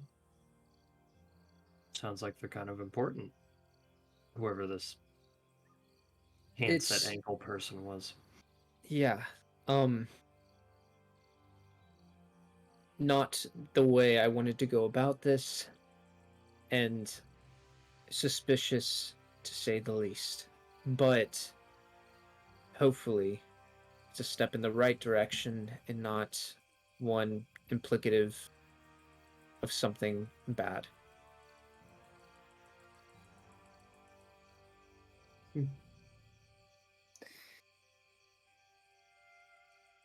All right, Renshi. Oh, that's out of the way. I asked you a lot of questions earlier today. So I want you to ask me any questions you've got. Now, I know you've learned a little bit about us. Trailed us for a while. No hard feelings, I get it. Thing is, we got a lot going on. And, you know, Bianca, Carasola, they make really natural politicians. But I'll just give it to you straight. What do you want to know about any of the weird shit we got going on? I didn't want to be rude, but Ajax,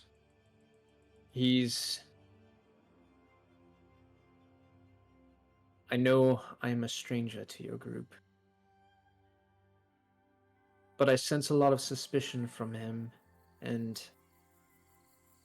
it seems something strange has happened to him, based off of what you were all saying. Is this something to be concerned about? Cecily's gonna sit back at the spot again and kind of bring her head to her knees and start messing with her still kind of half wet hair. Well, he's always been pretty protective of us. Pretty much since day one. Kind of sees it as his job to defend everybody. So that's part of what's going on.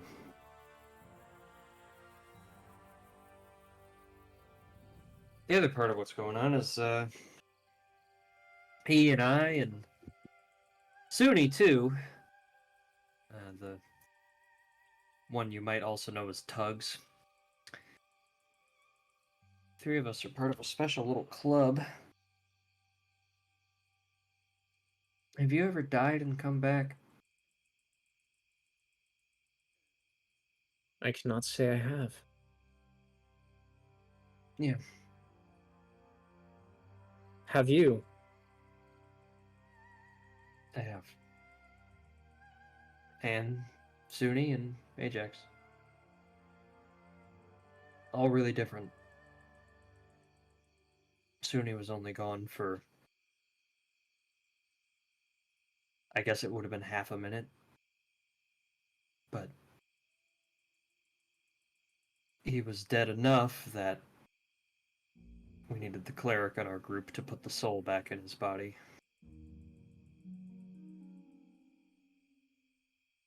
I was gone for maybe an hour. Felt like a lot longer.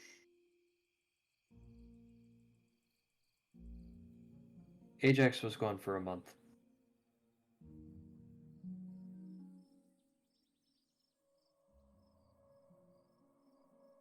I'm not going to get into all the details because, well, honestly, he probably didn't want me to tell you anything, but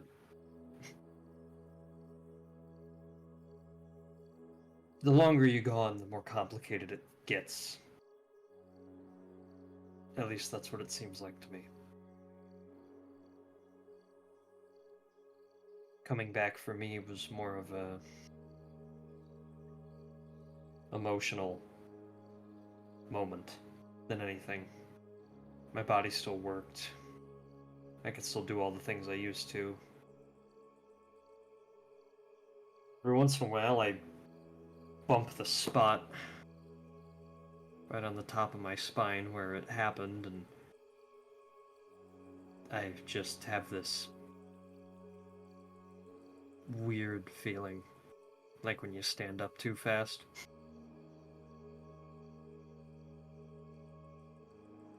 But that's about it. With Ajax, it's complicated. Things aren't quite the same. And he's having a hard time working through it.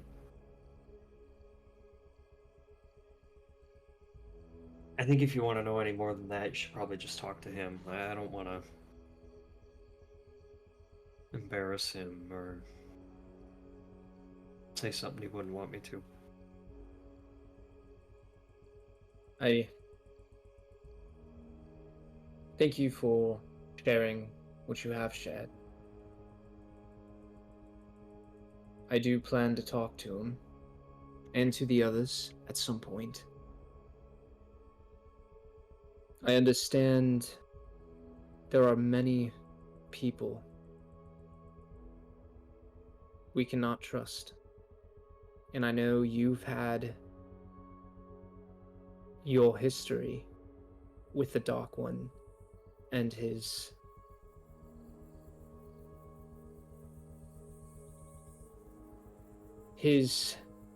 way of infecting people and the lies that come with that. But I want you all to know that you can trust me. Because trust is what we're going to need through all of this. We're really going to need to unite all of those we can trust against the Dark One. I just hope you'll all see that in me sooner than later.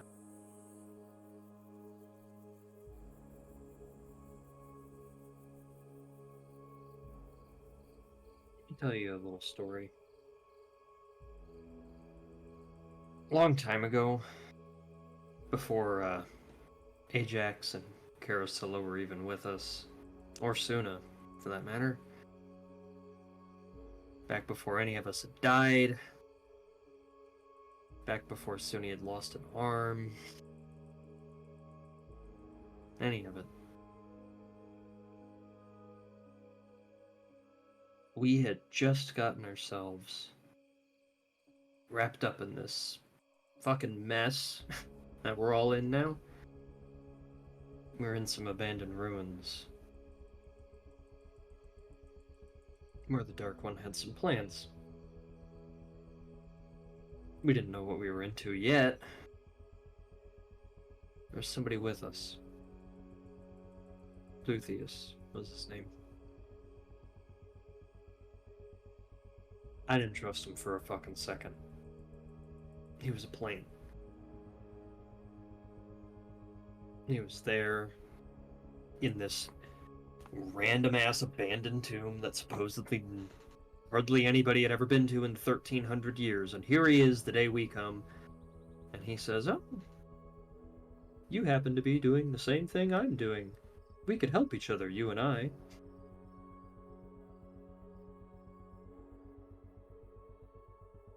We had a monk in the group.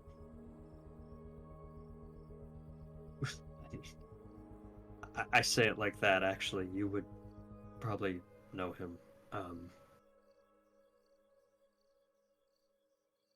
He was the younger of the two Ashima of the Tongwu.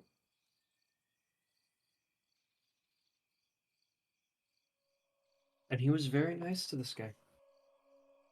Welcomed into our camp, asked about his life. His family commended his skills in combat, complimented him and thanked him whenever he solved a problem or gave us advice on something.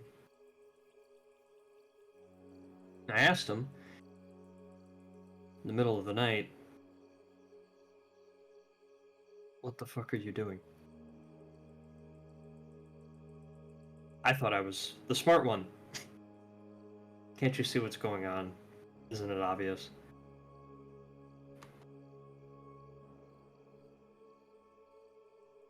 And all Ashima really said was,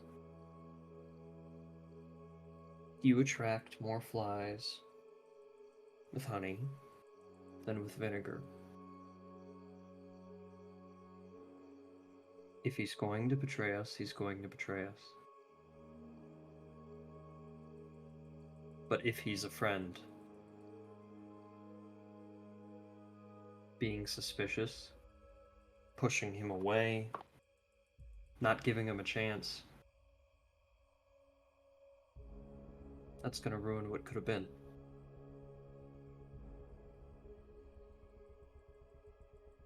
And in the end, I was right. He was there to stab us in the back. But so is Ashima.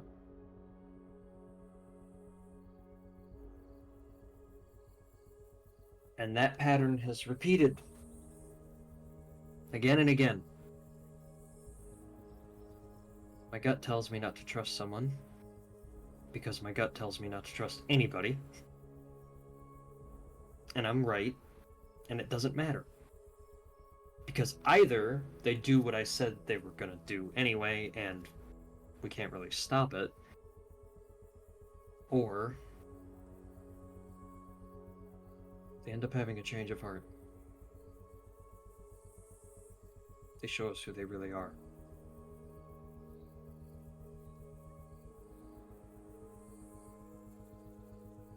I've even had it happen with people who say they're my family. So, I don't know you, Renshi. I don't know who the hell you are. I didn't know what a 5th season was until 2 hours ago.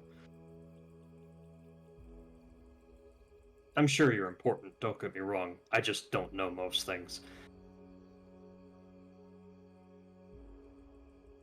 But even if you are here as some sort of trick, even if you are trying to get close to me so you can figure out how to betray me,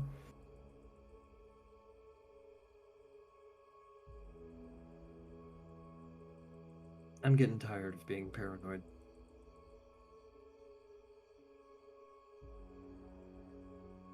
There's nothing bad that's gonna happen if I give you at least the one chance. Be decent.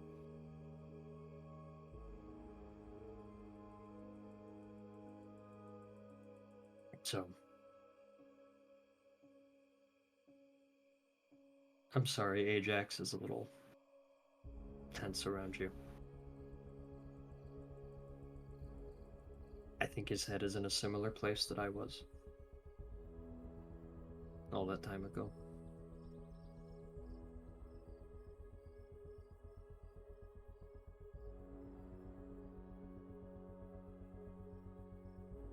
Well, this wisdom your friend Ashima shared is quite timeless. I'm sorry to hear he failed to be your friend in the end. That is a shame. I cannot blame you or your friends to have distrust with me. In these times, it's necessary. But given it all, I'm glad you are giving me a chance. I come to you all in somewhat of desperation. I truly believe we cannot defeat the Dark One and protect this country if we are not united in this. What you all did for Bella Clara, it's what many that follow the way of the Fifth prepare themselves to do when necessary.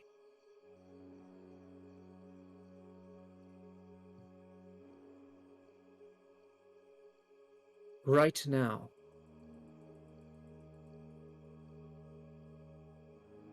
things are changing. And it is a time for legends. And I am answering that call. And you and your friends have been answering that call. And so, truly and genuinely,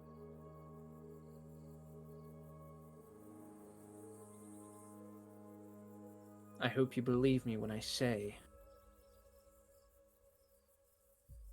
that I want to help you, and I hope to achieve even half of what you've already achieved for my own country. So,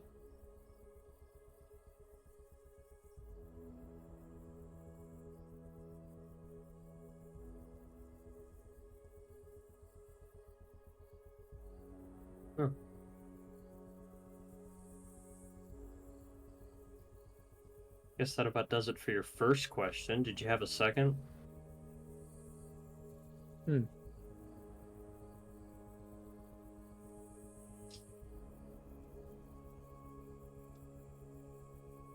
ask about the Kotoa. I was not going to ask. I was just going to simply observe on that one. Yeah, that's about all you can do. I've been trying to piece it together this whole time. I've been there since the beginning. Well, I think this is totally going, I don't know if this is absolutely offensive in this tradition, but I am totally the master of the Fifth, so I can do what I want, I can imagine. And that gift that I received from Daichi after they had squatted, I'm going to give it to Cecily as a gift. Ooh. Remind me what it is, Joe or Evan. Yeah, it's just like a very sweet rice cake. The thing is, it is a tradition in Adarashi, all over all three clans and islands. It's never something you eat yourself. It's a symbolic gift that you give to somebody that you're thankful for. But really, it's just a very sweet rice cake. Nice. All right, well, she'll take it. This is a gift. It's symbolic. It might come to you as a weird tradition, but take this as a sign of friendship. Hey, I learned all the way back in Summer's Rest that I should probably keep my mouth shut when I'm not used to something. I should apologize to Hubert if I ever see him again. First thing I ever said to him is, "What the fuck are you?"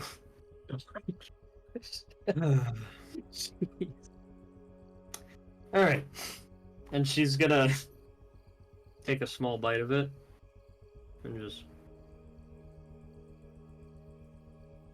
You know, yesterday I was telling Bianca that I don't like rice or fish.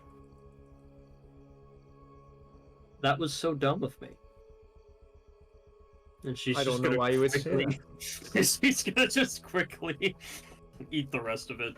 Just... So, Cecily, as you take bites out of the treat, it is very delicious. It's very sweet. It is very crunchy.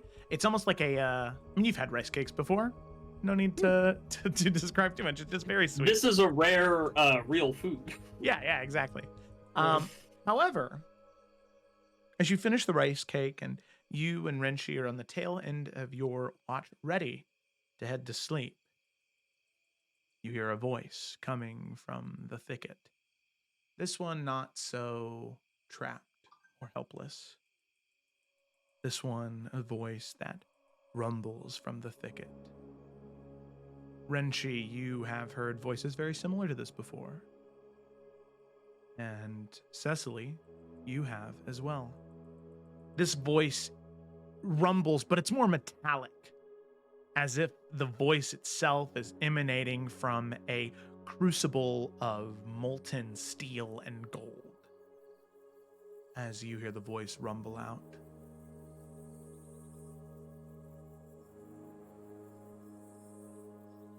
I will revel in the idea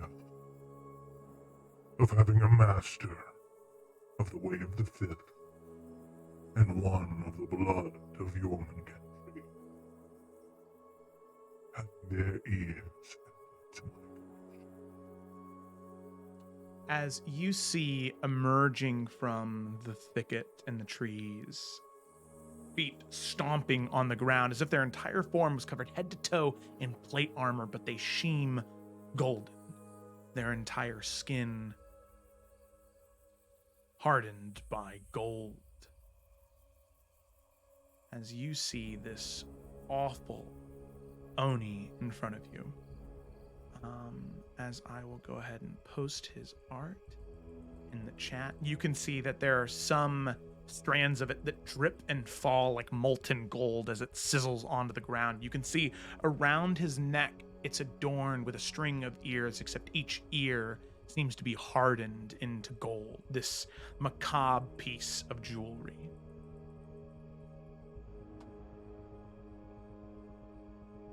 Fuck yeah. As he approaches, you can see two other Oni emerge from around, hues of blue skin, smaller than him. And then Cecily, you see a creature that you have encountered before. Back when you were in Brahmsgrove, the same type of fiendish creature that had surprised you and the rest of your group outside of the tavern that Carasilla and Morwen frequented quite often. A pack of orphans. 4 of them emerge as well, crossbows and short swords in hand. You can see the loading mechanism of the crossbow spinning, ready to fire a multitude of different bolts to paralyze, harm, or even worse in some cases. As they approach, it is just the 2 of you. As there is a door leading to the inside, and because they are in a pocket dimension, no type of sending or message will work. And on that note, that is where we're going to go ahead and end tonight's session. Evan, I'm we so can do it. ready for this. We You have can. idea. Honestly, listen. Round 1, we could knock on the door and get their attention, but I think we can do it. So they're not there. How about this? Sunni's not there. What's the and worst Ajax case isn't there. scenario? They're in their pocket dimension and we just die. You've already came back once. You could probably come back again. That's true. Actually, canonically, no, I cannot. Oh, well, it's actually a thing. well, but you okay. can. Maybe. We'll see. All right. 2v7. I like these odds. Yeah. You guys got it. It's Yes. pretty doable. Yeah, Yes, chain lightning, we right? do. We got this. Yeah, I do have chain lightning. I believe you. Let's just, how Yeah. far away are you? Ooh, 55 feet. You better hope Akuma doesn't have a counterspell. We got Which, it. by the way, what's the range on Can't counter? counterspell knocking on a door though. 60 feet. All right. First move next week. I'm stepping up here. If you get the first turn, we'll have to see what Bro, happens. imagine if it casts Okay. silence on the door, so if you knock on it, nothing happens. The responsible thing to do. Why would you say that? Well, you can always Never mind, I'm open not it and gonna yell respond. in, you know. Either works. Well, silence, you can't yell. You open Yeah, the we'd have door. to fully run in. It's terrifying. Throw Yeah. shit at someone. Yeah. It's You're welcome, it's Joe. Everybody's in there. nightmarish. Gemma, you made it so the rooms are upstairs. Well, Carasilla sleeps in the But lounge, Carasilla's right? Okay. Well, yeah, wait, it's like wait, it's wait, something wait. noise. Couldn't they There's a lot of just breakable come? shit in there. Couldn't they just come in? Carousel Yeah, wouldn't but- allow They the could- others they could in. just- Hold on. Yeah. Stay out there. Yeah, and So then is that once what the you wanna fucking do, dimensions though? up, we'll just have them all outside. I don't know. And I'm then just when the saying. caravan starts to go in the morning, you have 4 orphans and 3 oni waiting outside your door. I don't like that idea. That doesn't sound like our We could just- problem. Remember how you guys It were will trying be, to be yeah. little sneaky deekies? You were trying to be little shush. I don't know. Might not be the Yeah, I way. messed that up. Hey, Renshi, I fight loud. I don't know. So, well, let's hope the other camps don't hear this. Yeah, you're gonna be. You're probably Be a silencer on. a 3 or 4 minute walk Yeah. from any of the other camps. So you have at Yeah. least a minute before anybody shows up from when That's true. combat starts. So you got 10 rounds. to get I don't these- know. It doesn't matter when thunder and Cecily- lightning starts getting. We do that, and then we hide shot back in the around. sanctums. They don't know where it's come from. You Yep. know, they'll open the door and Cecily- it'll be an empty cavern. Is gonna wear Coke bottles on her hands to deafen the sounds. Oh, there you go. Yeah. Put a pillow Yeah. over the hand. Yeah, Anyway. Yep.